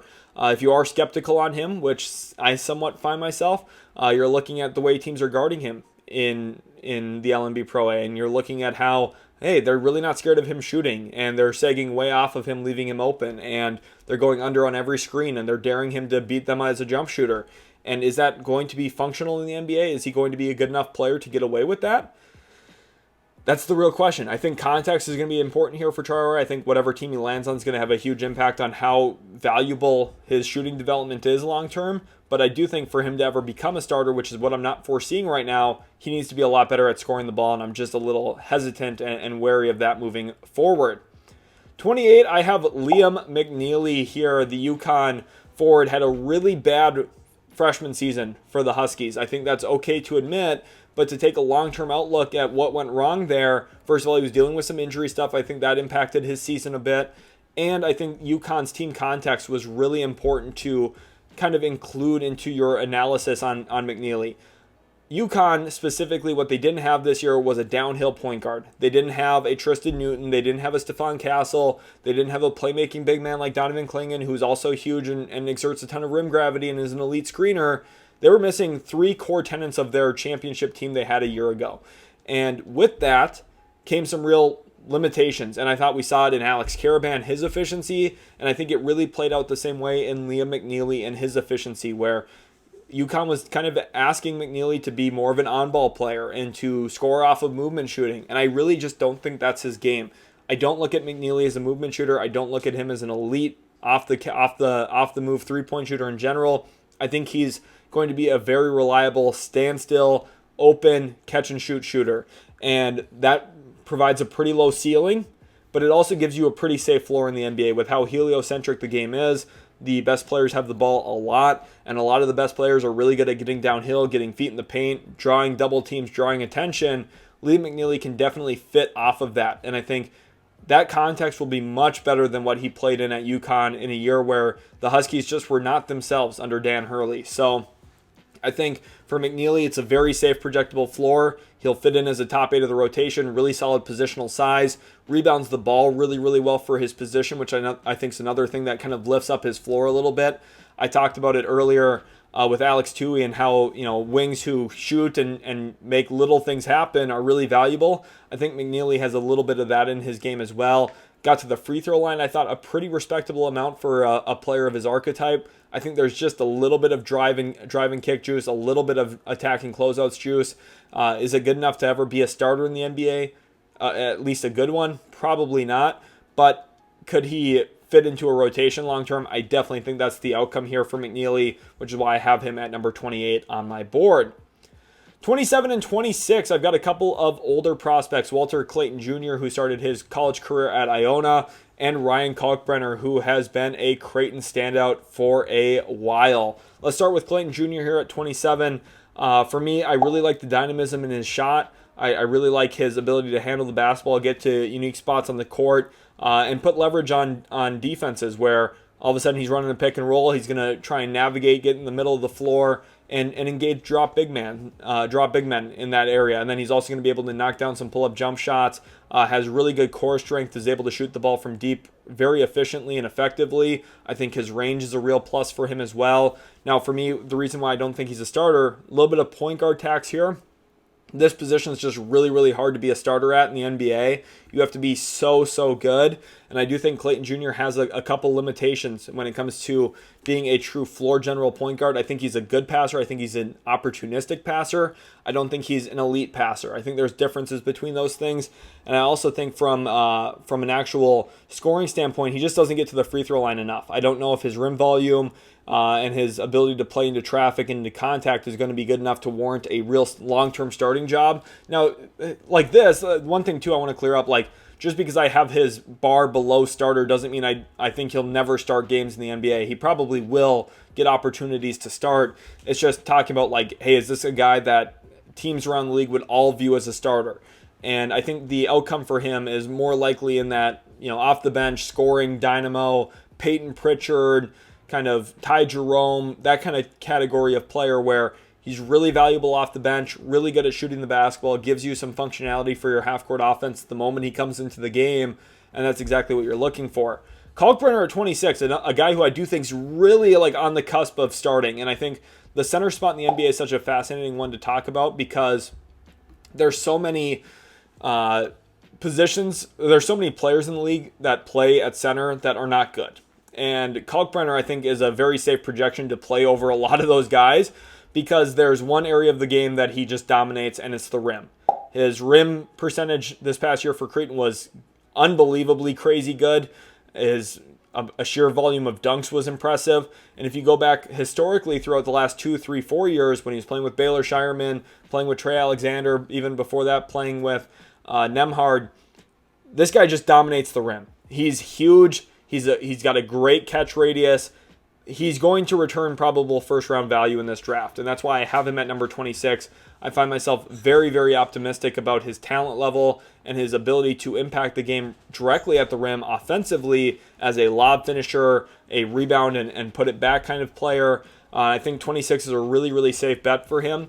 I do think, again, is there a long-term outcome where he starts for 6 seasons in the NBA? Probably not. Can he be a spot starter for you? I definitely think that would be functional for him. And I think when it comes to his NBA career specifically, you're looking at a guy who's going to be a very, very good off-the-bench big man, someone who can fit next to talent. One of my favorite fits for him in this entire draft class continues to be the Los Angeles Clippers at number 30 as a backup big man behind Ivica Zubac, someone who can hopefully anchor their defense for the 14 to 18 minutes a game. Zubac is on the bench and then can also function really, really well as a lob finisher next to James Harden, giving them a little bit more rim gravity. Of course, Zubac is so elite in the pocket, but maybe putting Kalkbrenner on the back line a little bit more, having him long roll a bit more to the rim, catching more lobs, finishing directly at the rack, like that would be another really solid addition into LA and specifically getting them some more rim volume directly. And I think Kalkbrenner fits in a lot of team contexts that way. Indiana at 23 is another really good fit. Atlanta at 22 I think would make a lot of sense.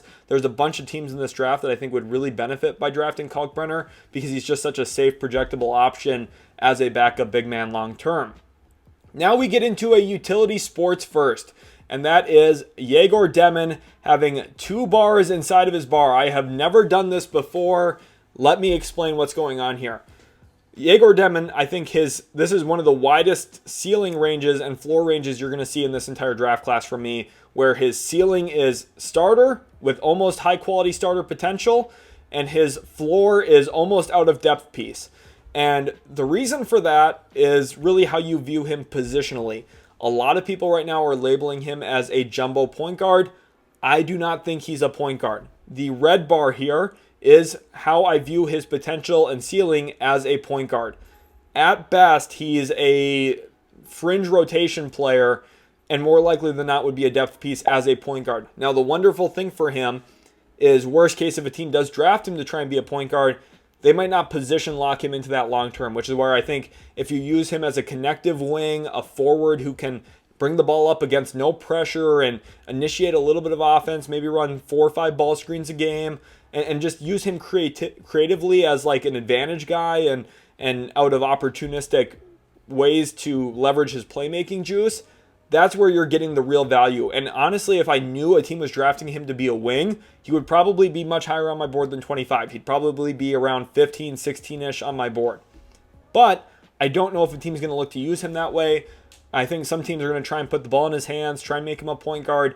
I just don't think he's that. I don't think his handle's good enough. Now, people are going to say, well, he's got such great playmaking feel. Yeah, he definitely does. He's a really high leverage passer. I love the zip that he puts on his passes. He's very decisive in that area. Now, I do think it comes with some concerns. He leaves his feet a little prematurely. He's a little turnover prone because of that, and he tries to fit the ball in some really tight windows. When he does successfully do that, it leads to assists.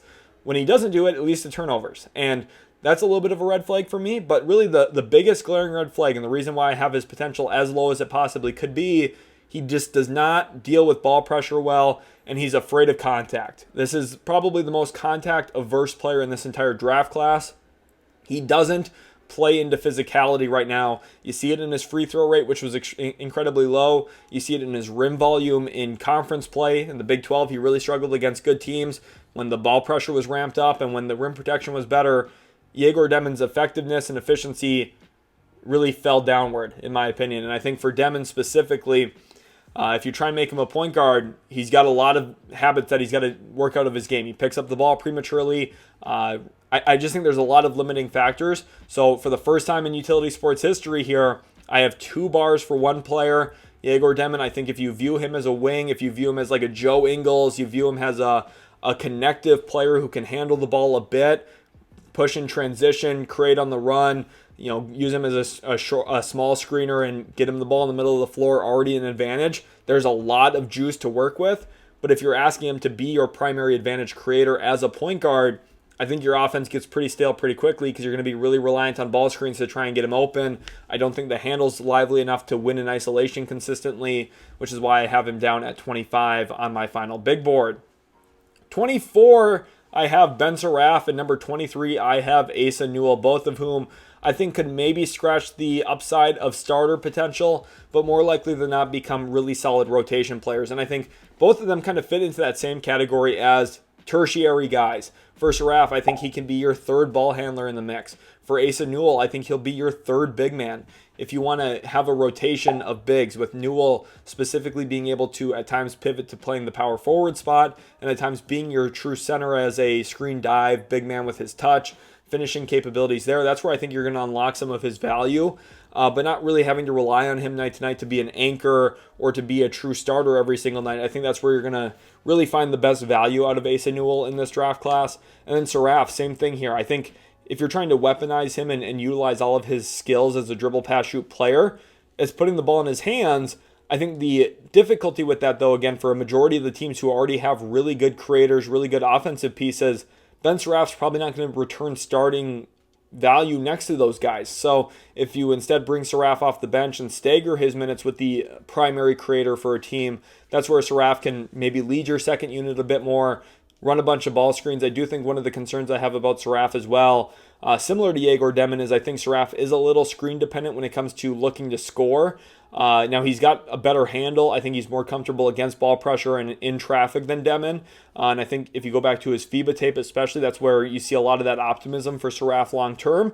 And I do think Saraf has a little bit of gaminess to him where he's competitive. He's a little fiery. I like that. And I think specifically if you're using Saraf as a creator, you're going to have some really good cross-court passing. You're going to have some really good passing vision in general. I think Saraf sees the floor very well with a live handle.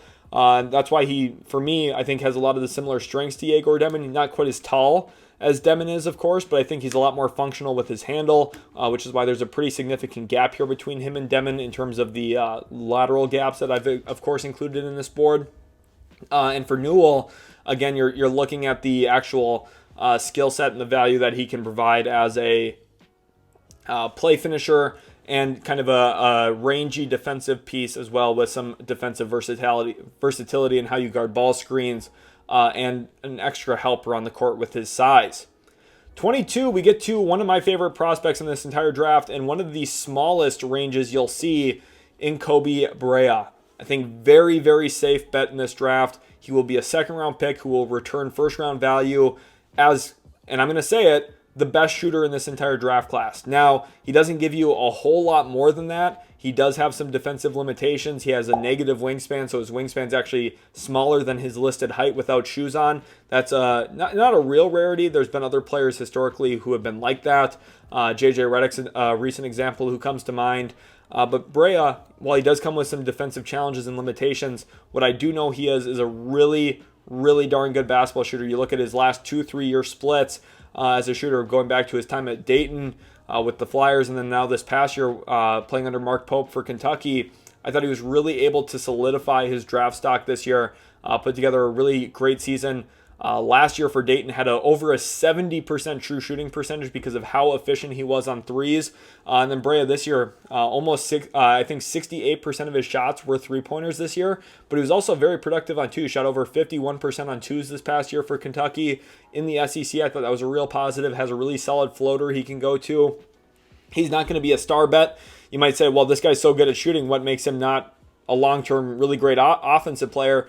He doesn't get to the free throw line. Can't really play make off of live dribble too respectably well, which is why he's pretty hard locked here as an off the bench, top 8 rotation player. But I think with how valuable his shooting is, the variety of ways he provides functionality to his shooting, to a team looking for shooting when it's coming off of stagger screens, pin downs, if it's coming off of ghost screening, Spain screening, roll and replace. He can do all of that. He can shoot off of movement when it comes to playing off of handoffs. That's something he did a lot at Dayton, not so much at Kentucky. This guy's just really, really good, and he's got elite range to boot and a very quick trigger. So I'd be shocked if Kobe Brea doesn't stick in the NBA for 8 to 10 years at least. I think this is a player who's going to really outperform his actual draft slot on draft night. 21, I have Drake Powell, and at number 20, I have Danny Wolf. Drake Powell, for me, another guy who I think is a fairly safe top 8 rotation player bet in this draft. And the biggest reasoning behind that specifically with Powell is the defensive talent that he has. He's a really great athlete, and it showcases itself on the defensive end of the floor. You go back through, watch a lot of UNC's games, especially one that I reference a lot is playing against Cooper Flagg. The UNC Duke rivalry always bleeds big time. Drake Powell did a really good job limiting Cooper Flagg in those matchups, and I think he really made Flagg work. And I think if you're trying to sell yourself on Powell, the screen navigation is legitimate. He's really, really good in those areas, and I think for the Tar Heels specifically, they really leaned on him to be a true point of attack defender. I think there's even more value you can uncover by maybe using him off the ball a bit, having him kind of play cornerback a little bit for you and work as a helper, a roamer, trying to get in the passing lanes a little bit here and there, and really employing his length and athleticism as a possible transition generator for a team where you're trying to force turnovers. That continues to be a bigger and bigger trend in the NBA. Look at Dyson Daniels with Atlanta. You look at OKC's entire team defense. It's all about stocks right now. Can you get out and run? Can you get easy opportunities in transition to help your offense? I think Drake Powell, not only can he be really good defensively at the point of attack for a team, I think he can also return really good value off the ball as a transition generator for your team as well. Danny Wolf, one of my favorite prospects in this draft to talk about, ultimately does come in at number 20 on my board. I do think there are some limitations that will lead him to kind of following the career trajectory of someone like a Kelly Olynyk, where he's primarily a third big man on your roster, and you use him at times as a 5 and at times as a 4 next to other size. And I think that lineup versatility, that position flexibility is really useful for a team, especially in an era where spending gets harder and harder. Having someone who's a little position versatile in the front court is really useful. And Danny Wolf's ability to pass the basketball, create consistent offense, I think that will scale down in the NBA really well. For Michigan, they really relied on him, gave him the ball a ton, and really asked them to take them home a lot as their primary go-to guy. And I think in the NBA, if you envision him moving down from a number 1 option to a number 3, number 4 option on an offense, where he's functioning more like Mo Wagner, where he's catching the ball in the middle of the floor, making some reads out of those opportunities, kind of like a Jalen Johnson does for Atlanta a little bit. Now, obviously very different players athletically, but you're kind of seeing the vision where Danny Wolf can, I think, weaponize his size and his playmaking talent and his scoring prowess in easier ways without having to create the advantage. He can play out of that advantage, out of the pocket, score. He can shoot the ball a bit. I think that's really going to be the swing skill for his overall efficiency as an offensive player. Depending on how well that three-point shot develops and blossoms, if he turns into a really good three-point shooter, you're getting a heck of a value, and he's going to be even better than number 20 in this draft. I think some of the limitations defensively, a little bit of a ball watcher. I think part of that is he's a high IQ guy. He's trying to see what the other team's trying to do, and he has a good feel for his overall positioning anyway. But at times he was a little susceptible to relocation, back cuts. Sometimes Danny Wolf would just flat out lose his man because of that. So, and he doesn't have the physical traits to make up for it like an Ace Bailey does in this draft. So keep that in mind. I think there are some limitations. Again, he's a little bit of an older prospect as well. But I think he comes in with a very easily defined play style and skill set that's going to help an NBA offense very, very quickly in his NBA career.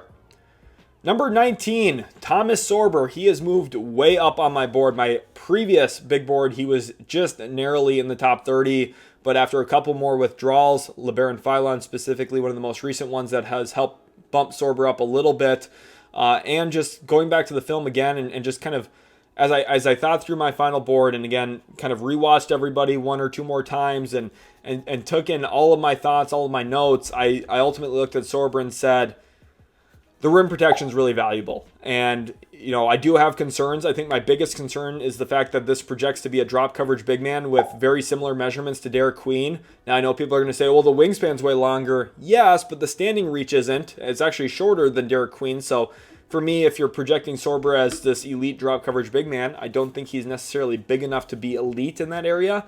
But I do think he's athletic enough and mobile enough at his size with that really good wingspan to still be impactful. And I think 19 is a really good number for him on my final board here because I do think, again, while there are some questions I have long-term about his offensive game, there's also a lot of flashes that give some optimism, right? And that's where you're seeing some real significant starter upside here because if he uncovers some of those offensive gifts as a short roll passer, as a playmaker out of the post, if you want to run post splits or high splits, whatever you want to really do with that, there's a lot of functionality. Maybe he can flow into some dribble handoffs as well. His face-up game is pretty unique. I think that's one of the undersold elements of his game from a skill set perspective. And I do think over time, if he improves his focus, his attention to detail, both offensively and defensively, he can become a much better player than he currently is. I do think the floor, compared to Wolf and Powell and Brea and Newell and Seraph, is quite a bit lower. Even a lower floor, in my opinion, than Kalkbrenner. But I do think the upside is, I think, immensely better than a lot of those guys too because of the physical gifts, the sheer length, that, again, crazy impressive 7'6" wingspan. It's something that definitely instills a lot of belief. Rasheer Fleming, I have him come in at number 18. Also, I do want to point out quick, look at the gap here between Brea and Newell, and then also look at the gap here between Sorber and Wolf. You're starting to see some of those like micro tiers kind of showing up on my board here, especially the higher we get, there's more and more tiers that are kind of developing, branching out a little bit. And Rasheer Fleming at, for me, a slight advantage over Sorber. Now, I do think the limitation for Fleming really starts from his off-ball awareness and just understanding rotations, understanding where to be. I think at St. Joseph's, he came to the right answer a lot, and I think he had the athletic tools to get him there, especially in the Atlantic 10, a little bit of an inferior conference, of course, facing inferior opponents and facing inferior athletic competition. I do think Rasheer Fleming just dwarfed a lot of his opponents this past year, and it showcased, especially defensively, with some huge blocks and some crazy steals. And he had really good defensive presence, even when he was kind of lost at times. And I do think, for me, it's going to be a little bit of a learning curve. I think the comparison for Fleming most exclusively for me has been a slightly bigger, quite less athletic Tari Eason, and that's a really good basketball player. Fleming, I think, is an interesting small ball 5 bet for a while. Like if you want to play 8 to 10 minutes of small ball basketball, you definitely can do that with Fleming as a 5, and I think that's where he's probably naturally more comfortable anyway defensively. And then offensively, you get to uncover some of the spacing potential for that. You have a lot of foot speed in those lineups, presumably, if you have other good athletes around Fleming in those small ball lineups. The question would be probably your rebounding there. But if you have another big forward, another big wing next to Fleming, that's probably going to be livable. And I think with Fleming specifically, you're looking at the play finishing tools. Part of the reason why I'm not extremely high on his upside, I don't think there's a lot of offensive talent to work with here. He's almost exclusively a play finisher, a cutter, a catch and shoot guy. And while he shot the ball really well at St. Joseph's, I do have questions about his ability to consistently shoot the ball very, very well at the NBA three-point line, which is, again, a little bit deeper. And I do think the closeouts will be a little bit better, a little bit quicker. And I don't think Fleming has too much off-the-dribble creativity, off-the-dribble talent to really exploit hard closeouts. So with that in mind, I do think there is some pretty significant offensive limitations for him. But I thought 18 was more than fair on my final board, and I definitely have a lot of belief in Fleming as a player, which is why he's still in the top 20 on my final big board. Numbers 17 and 16 for me, Cedric Coward and Nick Clifford. Again, you're seeing some starter upside for these two, and I think very easily defined top 8 rotation players. Cedric Coward, not only will there be large investment in both of these two guys, but there's also going to be very functional play styles for them to fit into. Cedric Coward, I think, is a very clear and dry, cut and dry fit into an NBA offense as a play finisher. Pretty much how he functioned at Washington State: cut, finish at the rim, catch and shoot. And then he has a little bit more juice off the dribble than a guy like Rasheer Fleming, where he's a little bit more talented. You can feed him in the mid-post. Was more of a go-to option. Now, he only played 6 games. Some of his analytic numbers, I think, are misleading. He had a really, really strong 6 games for Washington State, though. So if you're looking at the numbers, you might be saying, oh my gosh, this guy's a crazy outlier. How is he not going to the top 5? Remember, he only played 6 games, so that's part of it. But he measured in really great at the combine. He's another late riser down the cycle of this process because of how well he measured. 6'5" plus without shoes on, so he's a 6'6", 6'7" wing, 7'2" wingspan. I think that paints a pretty picture for his long-term defensive development. I do think he still needs quite a bit of work defensively when it comes to actually engaging and being disciplined on that end of the floor and hitting rotations and being a good screen navigator. I think there's a lot for him to uncover yet, but he's got a lot of the tools, and that's what teams are really looking for, either in the back end of the lottery or just outside of it. And then Nick Clifford, not really as much of a toolsy player, but more of a developed, productive player. At Colorado State, really did everything for the Rams. Handled the ball, was their lead playmaker, was their lead scorer, was honestly their lead rebounder as well, was extremely productive for his size on the glass. It's funny, I talked about Dylan Jones earlier a little bit. I do think there's some similarities here between Nick Clifford and Dylan Jones as well from the productivity standpoint. One of the things Oklahoma City really liked about Dylan Jones' last draft cycle was how productive he was for Weber State. And I think Nick Clifford, you're looking at the production, really good steal rate, really good block rate, very productive as a scorer, as a facilitator. This guy was just really, really dominant in college basketball. He is an older prospect. I am a little worried about his long-term ceiling and upside, but I do think he can be like a little bit of a nice pressure reliever for a team who has a number 1, number 2 option. I think Clifford can kind of function as that third ball handler, third scorer, third creator. Someone asked me on Twitter if I think he can be a full-blown point guard. No, I definitely don't think that, but I think he can be a semi-reliable creator for a team in context where you already have a number 1, number 2 guy in place. And I think that definitely warrants top 20 consideration, which is why I have him at number 16 on my final big board here. Number 15, I get to Jace Richardson. Again, a little bit of a gap here between Nick Clifford and Jace. I really like Jace. Jace Richardson has significant starter skills. Now, for me, the floor comes from his frame and size, and will a team want to invest heavily in him because he's a smaller kind of combo guard. He's not even a true point guard. Now, he does have, I think, a pretty lively handle. I think he takes care of the basketball, can play into traffic pretty well, doesn't pick up his dribble too prematurely compared to a guy like Yegor Demin.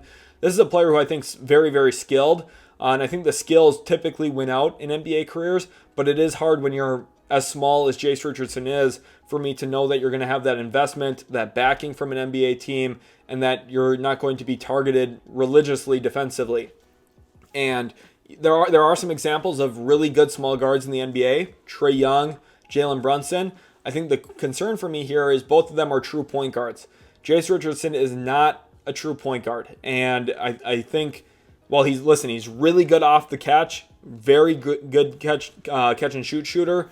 Like, that's for me what good enough to sell me at number 15 for him. But I do have some actual like real concerns about his functionality for an offense if they're either going to try and pigeonhole him into being a point guard. I just don't know if that's really the best role for him. And then again, if a team doesn't view him as a point guard, are they going to be okay with investing in him and continually giving him opportunity after opportunity after opportunity? And where does he ultimately go on draft night? What's the team context around him? And there's a little bit of guard tax involved here too, because again, you're trying to break into the most contested position in the entire sport. Now, I think Richardson's more than good enough to be a starting point guard or a starting guard in general in the NBA. But again, with the size limitations and questions, there will be challenges for him to overcome for sure. Numbers 14 and 13, I have Carter Bryant and Noah Asenge.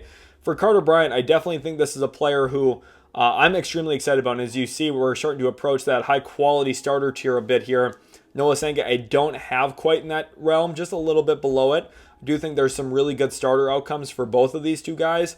Carter Bryant, you're looking at this really elite, physical, above the rim, good verticality athlete who has some real functionality as a cutter, shot over 70% at the rim in the half court. Now, one of the biggest concerns for him is a majority of his baskets this past year for Arizona were assisted. So if you're trying to bet on upside and potential for Carter Bryant, well, he checks off a lot of the physical tools and he's got a big NBA frame. He looks like an NBA starting small forward.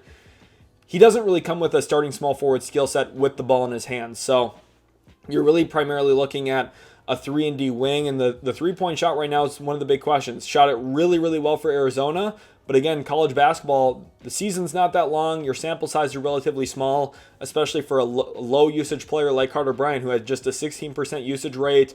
And again, most of his shots were assisted, which is, I think, you can look at it as a good way or a bad way. In a good way, you're saying, well, that's what kind of shots we want him to take in the NBA. In a bad way, you're saying, well, maybe he's really reliant on his teammates, and maybe he's really reliant on open opportunities, catch and shoot chances, all of that. And again, in small sample size, you go back to some of his high school numbers, and the shooting wasn't as pretty. So I think Carter Bryant, there's going to be a little bit of variance early in his career as he still continues to grow and develop as a shooter. But this is a talented player and someone who I definitely could warrant at 14 because I think the screen navigation is legit. I think the physical ability to play around the rim defensively, be an impact guy as a helper in the gaps, and just finding little ways to impact winning. I think Carter Bryant checks a lot of those boxes. And then Noah Asenge, for me, I think the biggest thing about him as a prospect is ground coverage. At 6'10" without shoes on, this is a legitimate, really long forward. And I think there's some comparisons here to a Tayshaun Prince. I think there's some comparisons here to a PJ Washington. This guy is really fascinating. The skill set's not ready for the NBA. It really isn't. He can't do like anything off the dribble right now in my estimation. He's not a self-creator in any capacity. And I think there's also some real limitations as a shooter. Hasn't shot the ball consistently well for Ulm. Sub 30% this year from three again. Just barely played it all the year prior. But I think with Asenge, it's really a projection on his shooting. But this guy covers a lot of area. Transition defensively, he can be special. As a helper, he can be special. He can impact shots at the rim. He can defend out 35, 40 feet away from the hoop very comfortably because of his recovery tools. He's got really good long speed. He's got very good quick burst defensively. And he's got long arms as well. So this is a player who I think you're looking at primarily as a defensive play finishing prospect, which in today's era of basketball, this is the type of guy that fits really, really well around star talent. I think for a team like Atlanta at 13, he would be a dream fit. I think if you're looking at Portland at 11, that would make a lot of sense. You look a little bit higher than that, even Toronto at 9, I think would be a real discussion point. I think Houston at 10 would be another conversation that would have to be had. Brooklyn at 8, I wouldn't even completely rule out. You get even higher than that, and you start, thinking, okay, New Orleans at 7. They like a lot of long, lengthy wings. They, were big believers in Herb Jones many years ago. Could Noah Asenge be the latest iteration of that? I think his draft range probably starts at number 7. More than likely, I see him going anywhere between 9 and 13 in the draft. But I think, wow, he would be a lot of fun for a lot of different teams for sure. Now we get into the top 12, and I want to talk about Ace Bailey and Adu Thero here at numbers 12 and 11.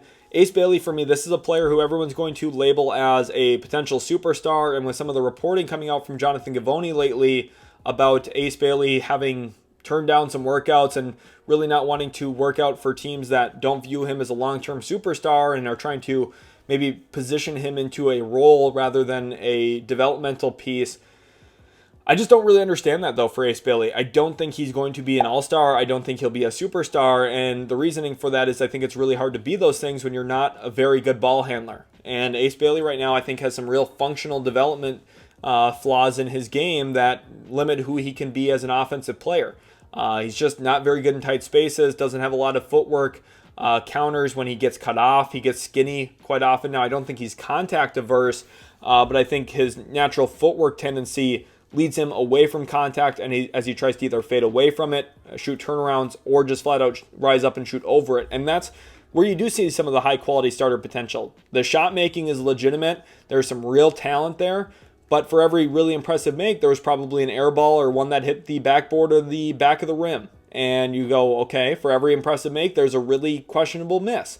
And that's where you look at the shot diet, you look at some of the concerns, and that's where maybe he doesn't even return starter value. Now, I don't think that's very likely. I think the most realistic outcome here is he's a starting caliber player in the NBA. And the reason for that, one, there's the investment opportunity. He'll probably be a top 6 pick in the draft this year. And with that in mind, a team invested a lot into him. They're going to try and see it through and make it work with him.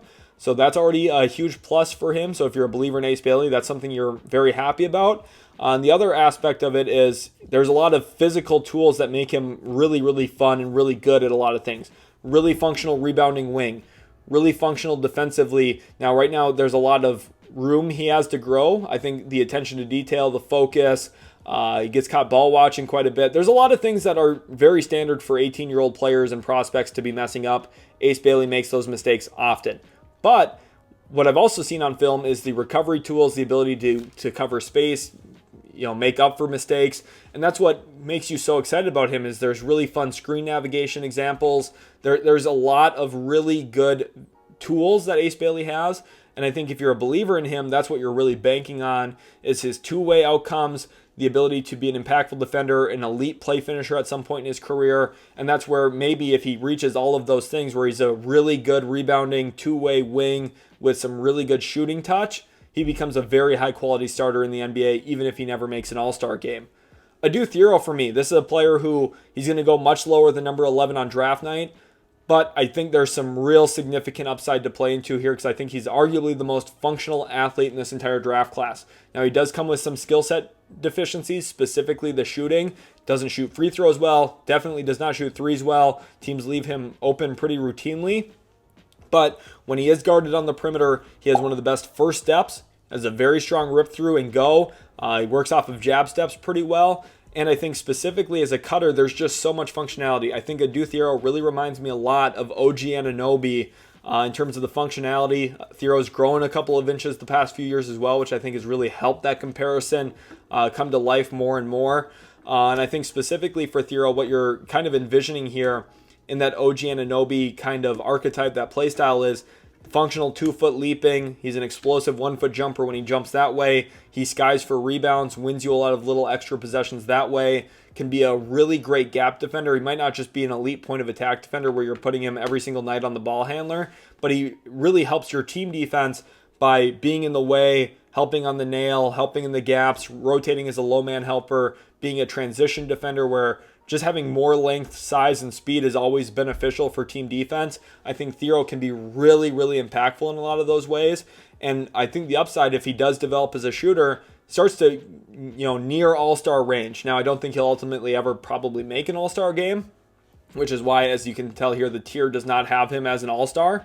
But I think he could get close to that. And if he does somehow in the future make it, I wouldn't be overly surprised. Now, I think the most likely outcome is he ends up kind of in this low, high-quality starter to just a starter tier. And I think, again, if you're looking at the lack of shooting development, he's just a starter or maybe even just a role player on a team. But I just think there's too much functionality here to overlook. I think the outcomes are very, very good for him most predominantly. And if he goes anywhere from pick 20 to after, that's a steal. It's a home run steal for a team.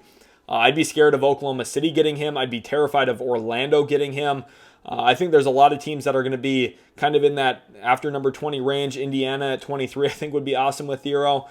There's so many examples of good teams just snagging awesome players, and a Thiero would just be brilliantly fantastic for whichever team ultimately gets him, and I think he will be underdrafted this year on draft night. Number 10, Kasparas Jakučionis, a much lower range of outcomes here for me with Jakučionis. I do think there's maybe a bit of a chance he turns into a high-quality starter because of how well he processes the floor. I think his playmaking juice is really legitimate. I know everyone seems to be really harping on his turnover rate and some of the concerns there. I do think that's something where, especially when he's blitzed and hedged on aggressively, he needs to do a better job of maintaining his handle, trusting his handle. And at times he has looked overwhelmed by length and size and speed. But I do think when he is, attacking drop coverage, playing off the catch, playing within advantages, he's really, really adept at making the right decision. Now, it doesn't always lead to an assist. Teammates don't make all the shots. Tomislav Ivasic sometimes turned down open opportunities even at Illinois. Quite a few of them, actually. But I do think Jakučionis' processing speed, decision-making, all of that is really, really useful, which gives him, I think, a very high floor where at worst he's a sixth-man type of point guard, but more likely than not return starting caliber value, which has him at number 10 on my board this year. At number 9, VJ Edgecombe. I really struggled with Edgecombe this year. This is one of the hardest players for me to project all draft cycle long because I do think the range of outcomes is significant. You're noticing a very long, large bar there for Edgecombe. And the reason for that is I could see outcomes where the defensive value, the athletic gifts, all of it just kind of comes together and culminates with his skill development over time. And he becomes an awesome, awesome player where all of a sudden all of the play finishing tools improve. He gets a little bit better in traffic, a little bit better at getting to the free throw line, starts leveraging his athleticism a little bit more downhill frequently. And if the handle becomes a little bit more lively, a little bit more electric, he turns into this just dominant player. But if those things don't happen, and you're going to see how low his floor is as kind of just a top 8 role player, again, he's going to have heavy investment, so I'm not really worried about him falling out of the league within 2-3 years. That's just not going to happen, obviously. I think he's going to have at minimum a 5-6 year career if everything goes bad for him. But I do think for Edgecombe specifically, there's a lot of functionality in his athleticism, but there's also a lot of kind of deficiencies in his skills right now. Shot just 34% on threes this past year for Baylor. Pretty high volume three-point shooter even too if you look at his three-point attempt rate. And then it also, when it comes to his free throw rate, I was kind of hoping it would be higher this year. I just wanted him to get to the line more. I think that's a testament to how much his handle still has to improve to kind of maximize that athleticism and put himself into advantage more frequently as an own self-creator. I thought Baylor did a good job kind of getting him the ball open by setting pin screens for him and trying to set him up to catch the ball with a little bit of a gap already created.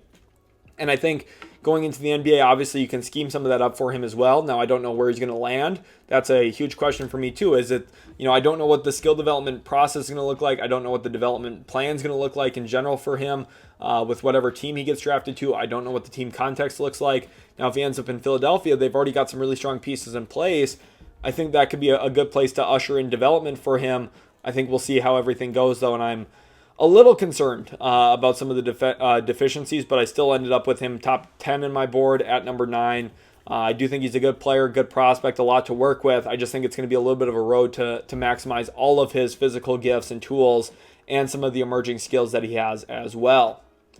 Now at number 8, a player I was not expecting to have ultimately this high on my board, but there he is, Jeremiah Fears, the first guy we've talked about with deemed all-star potential to play into. I think at the very worst, I think this is probably the definition of boom or bust in this draft, by the way.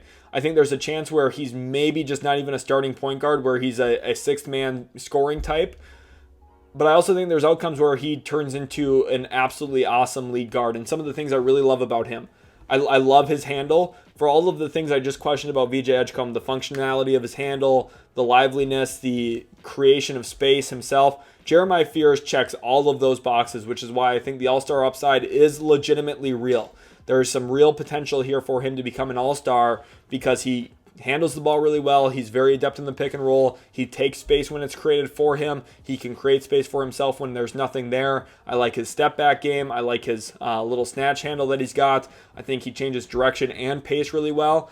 And one thing that I think really stands out to me, even though he's a little bit of a smaller player in general, like he's not quite as big and burly and strong as VJ Edgecombe, I actually think he holds driving lines really well because he gets his shoulders really low to the ground, maintains his leverage, and plays into physicality and contact really well as a result of that. So I think the ceiling here is immense for Jeremiah Fears.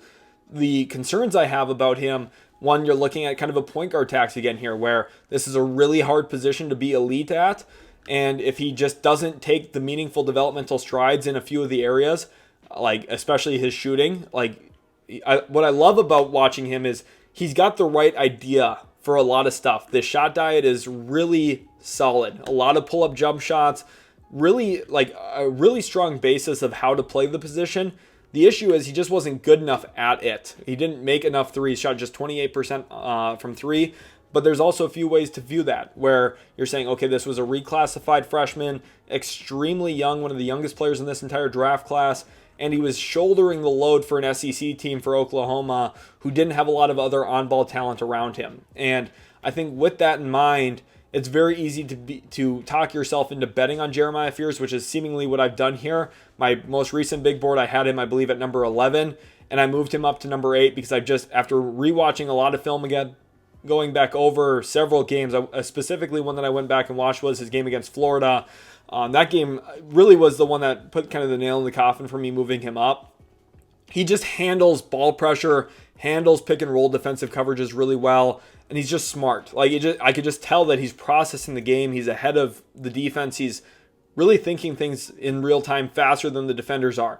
And for me, that's something that I'm just like, all of a sudden at the end of the I'm just like, I don't want to bet against this too much.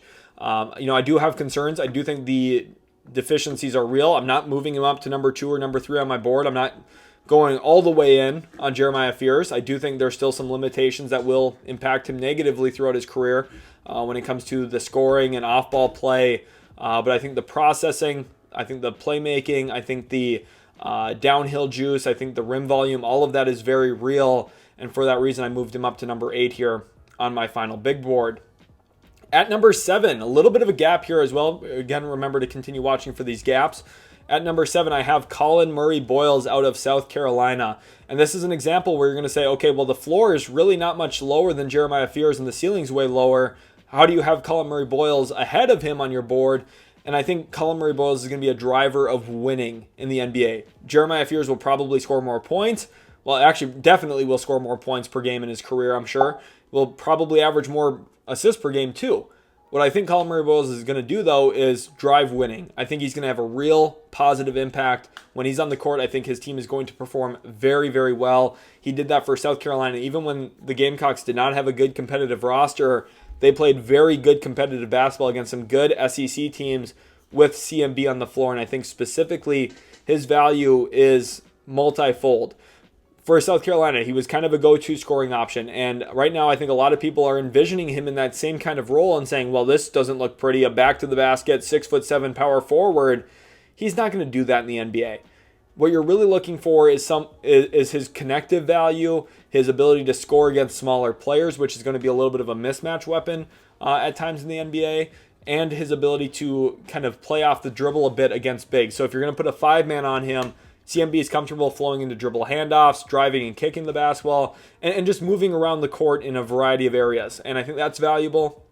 If you put a small guy on him, he can post them up, and then you have some advantages there to score off of. But really what you're looking at is a screen and dive, catching the short roll, make reads, just a very smart cerebral player. And I think that is what I really wanted to bet on in this draft class. I'm betting on it with Yakachonis, his IQ. I'm betting on it with Colin Murray Boyles at number 7 here. I think high effort, high intangible players are really hard to beat.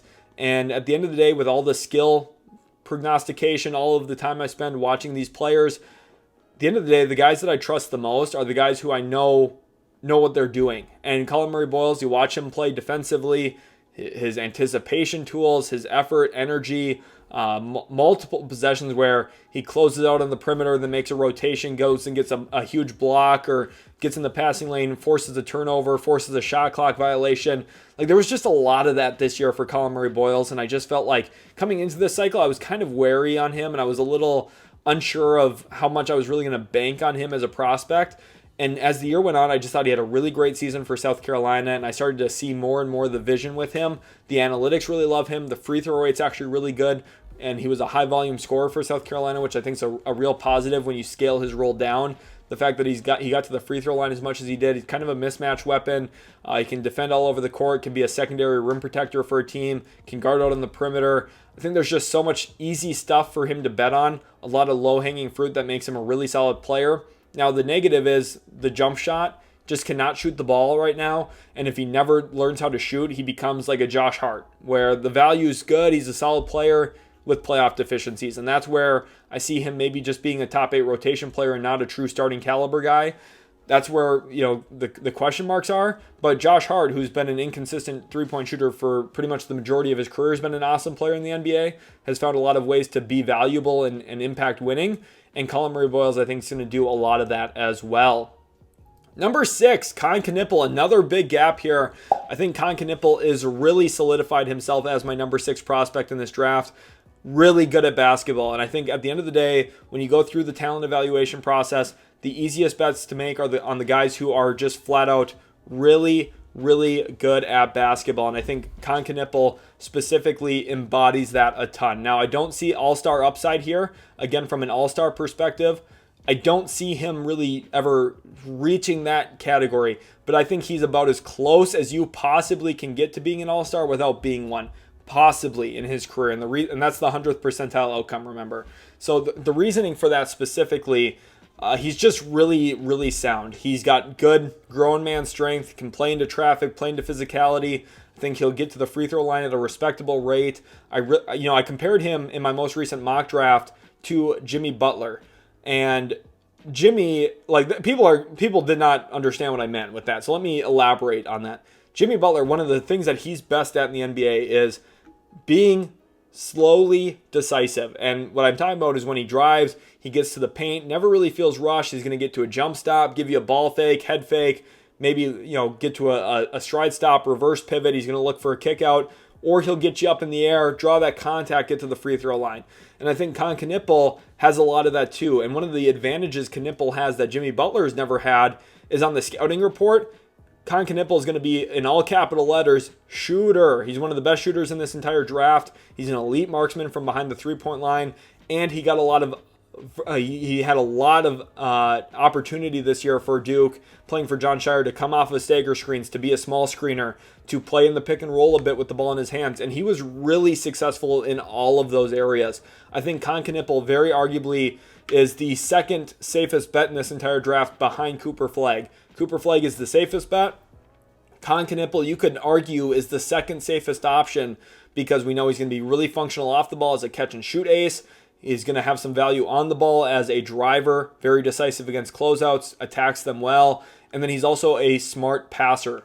Pretty solid, respectable assist rate. Is he going to be a 20 to 25 point per game scorer in the NBA?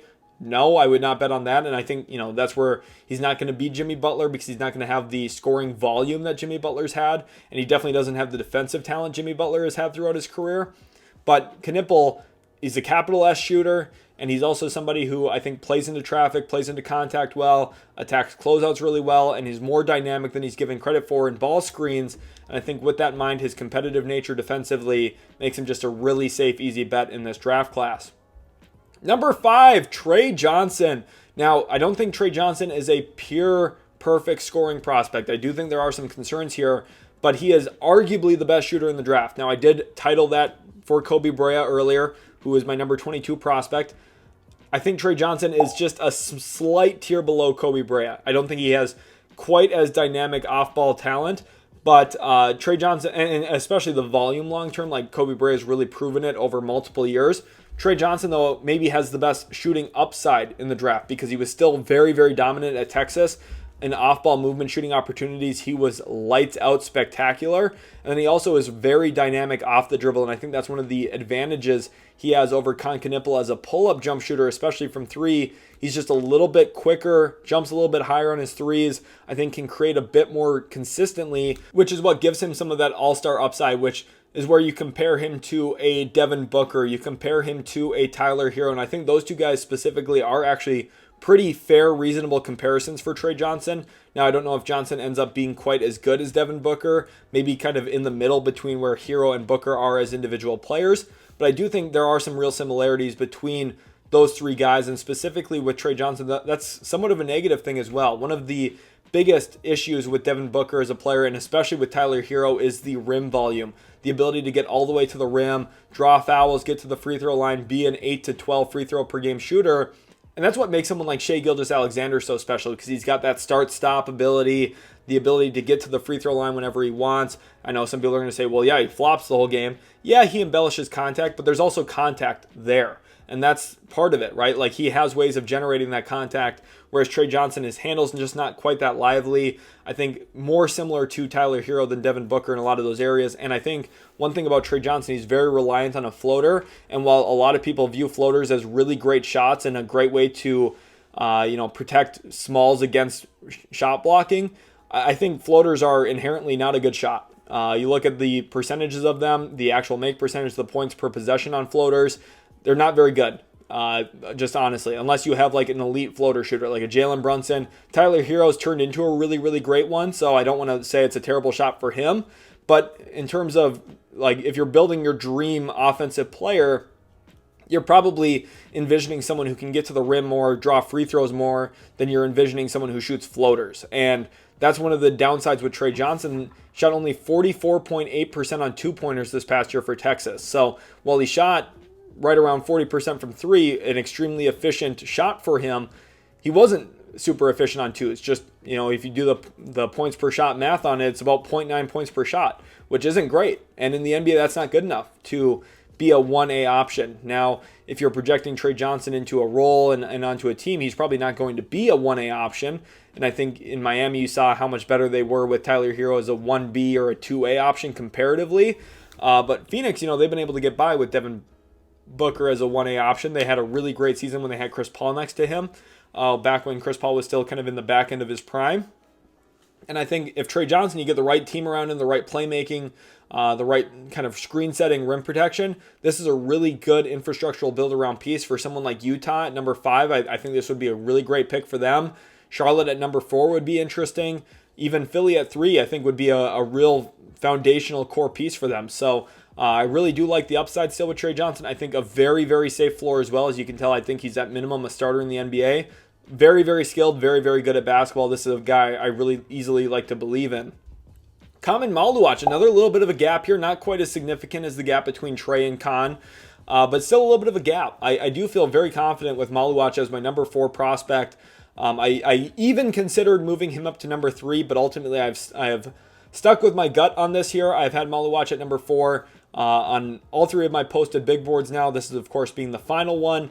And Jones at number 4 I feel very, very safe with for a variety of reasons. First of all, he's the best screen setter in this draft. That alone brings elite value. It's the least discussed, least talked about. It's the least glamorous, least sexy category or attribute for a player, but it's one of the most valuable functional ones. Think about Rudy Gobert. For years and years and years, he had the best offensive rating in NBA history. And why was that? It's not because Rudy Gobert is a super talented, skilled offensive player. It's because he was the best screen setter in the entire sport and freed up Donovan Mitchell, freed up Mike Conley, freed up Joe Ingles to run their offense and play into space and play into opportunities. Jones did this a ton for Kon Knueppel. He did it a ton for Cooper Flagg, did it for Tyrese Proctor, did it for Sion James, did it for everybody there at Duke. And the Blue Devils found a lot of ways to make that very functional, whether it was off of dribble handoffs or off of staggers, wide pins, or traditional ball screens. Jones set every kind of screen imaginable this past year and was really good in all of them. Even if I think he set a couple of floppy screens even, which is like dying out of basketball. So, there was just, Jones was awesome as a screen setter. And on top of that, it's not just, he's not just going to be Steven Adams. He's not going to be Jonas Valanciunas where he's this big, slower kind of built. screen setter. It's, hey, this guy's super athletic. He runs the floor really well, has really good coordination, really great hands, and he can catch the ball above the rim. He's huge. 7'2" with a 7'6" plus wingspan, massive standing reach, massive catch radius.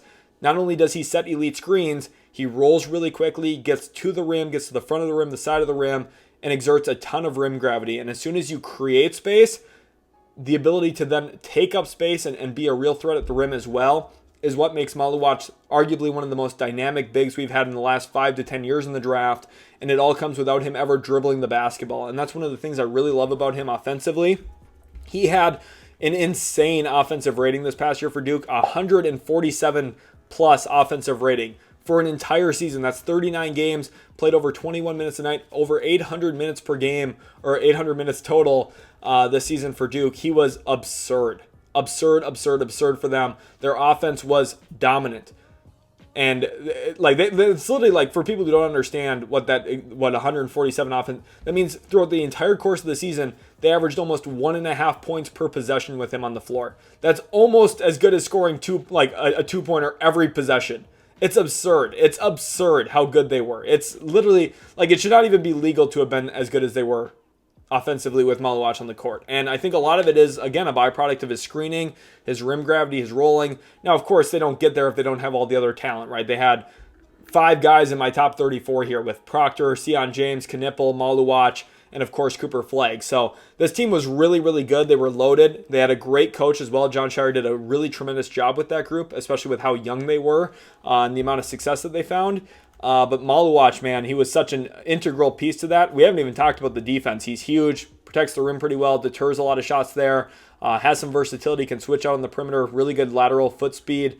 And I think one thing that I think has been really underrated is how often he showcases his hands defensively, uses his length and size. If he's out on the perimeter, he's got a hand up to deter a jump shot and kind of daring you to challenge him at the rim. So I just think there's so much good stuff here with Kam Maluach. He's going to get underdrafted. Big men always do. Derek Lively's another example of that, where, hey, the traditional production numbers, the points, rebounds, assists, don't say that this guy's going to be elite, but then they typically tend to return really good value when they're elite screeners, bigs who can roll to the rim, play above the rim. It's just a really safe play style, and I think Kam Maluach is such an awesome player of that. Now, I do have All-Star. This is another thing I need to mention. I have All-Star up here. I would probably bet Kam Maluach never makes an All-Star game. This is me showcasing that I think he'll have All-Star impact, okay? Rudy Gobert did make a couple All-Star games, but there's many years where Gobert was an All-Star caliber performer without making the All-Star team. I really don't care what the All-Star voting looks like. I don't care if Maluach ever makes an All-Star game. What I'm saying here is I think he will return some All-Star impact for a team and be a really great contributor for a roster for a long time. Now we get into the top 3, and this is where I get to defend my positioning even more with a guy like Derek Queen, who I have the first player we're going to talk about with some significant All-NBA potential, and I think some really notable All-Star potential, and at minimum, high-quality starter potential. And as you can tell, I am much higher on his floor than everybody else. And while everyone, I think right now, currently hyper-fixated on a lot of the defensive question marks with Derek Queen, I think that is a very lazy way to go about it, because every single prospect comes with deficiencies, concerns, questions, and I think Derek Queen actually, in his best situation, is going to have kind of a built-in resolution for that anyway, because if you view him as a power forward most predominantly, which is what I think he'll be in the NBA mostly, you're probably going to have other size around him who can protect the rim.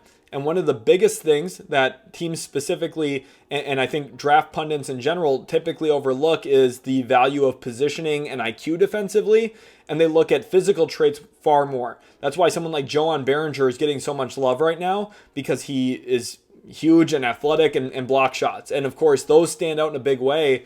My question to you is, 1.5 blocks per game really that much more important than really smart positioning and rotating and moving your feet well and being in the right spot at the right time, taking a couple charges? Like guys like Colin Murray Boyles, he takes a lot of charges, he maybe doesn't block as many shots. Charges and steals and cutting off drives, all of that stuff is just as important, if not more, than a block shot. So I think with Derek Queen specifically, while yes, he doesn't have that traditional rim protection to his game, I think the lateral foot speed is very promising. And I think when you have built-in resolutions with other bigs around him, especially more size, more rim protection, Queen's passing is going to be able to maximize that. Found a lot of success with Julian Reese at Maryland offensively. And I think with a bigger big around him, a more legitimate like lob threat, for example, Derek Queen would be awesome. Here's a little thing. I haven't said this in any video. I was even contemplating making my own video on it. If I was a team drafting in the top 10 this year, I would try really hard to get a second top 10 pick and draft both Queen and Maluach. I would try and put them together. And the two of them, with Maluach's screen setting, Queen's ability to handle, his creativity as a passer, and his raw skill set offensively, I think Queen and Maluach together would be incredibly dynamic and long-term really scary for a team to deal with, because Maluach, I think, would cover up a lot of Queen's concerns. And I think the presence of them both together allows you to do a lot of different things in the pick and roll, whether it's blitzing aggressively, hedge and recover, where you have the other big man kind of tagging for you at the rim, helping.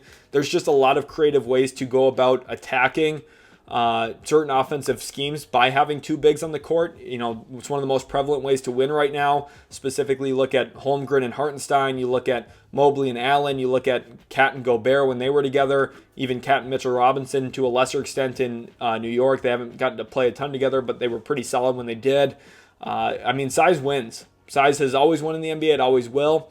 If I was drafting the top 10 this year, I would try and walk out with both Maluach and Queen by acquiring another top 10 pick, even if I had to leverage some future assets to do so, because I'm a big believer in both of these guys. I think Queen's ability to pass the basketball with both hands, he's arguably the best breakout passer in this entire draft, so you're going to get some outlet opportunities with him. He gets on the offensive glass pretty well, so if you're going to try and guard him with a small, you're going to get put in the post, you're going to be baby food for him, and even if he misses, he might get the putback on his own miss anyway, or he'll clean up his teammates' misses a bit. Got on the offensive glass quite a bit. Rebounding rate for both of these two guys is pretty good. And Queen, I think, had quite a few number of turnovers for Maryland. A lot of them came on travel calls on spins. I think his footwork is very, very advanced, and in the NBA, I'm telling you right now, they're not going to call a ton of travels on Derek Queen. So I think his turnover rate naturally diminishes that way. I think his assist rate improves drastically with better teammates around him and better spacing. Wider, longer court, I think, is going to help him a ton too. So Derek Queen, I think, is going to become a mismatch nightmare in the NBA. I think his playstyle functionality is extremely versatile. For those wondering why I think his floor is so high, at the very worst case, he becomes one of the most dynamic short rollers in the NBA. Something Alperen Şengün's elite at, something Joel Embiid's elite at. The most skilled players in the world are the ones you channel your offense toward. I think Derek Queen's elite from the skill perspective long term. And I think the defensive concerns, while yes, they are important, and of course you want to do your due diligence on everybody, and I do admit that Queen has some defensive concerns about effort, motor. Those things tend to get overblown this time of year anyway, but also just the traditional rim protection. Like, while those are important, there's workarounds to that. We saw it in Houston with Şengün and his development, and how, hey, he's actually really smart, knows where to stand, knows how to position himself, and he's turned into a really good defender.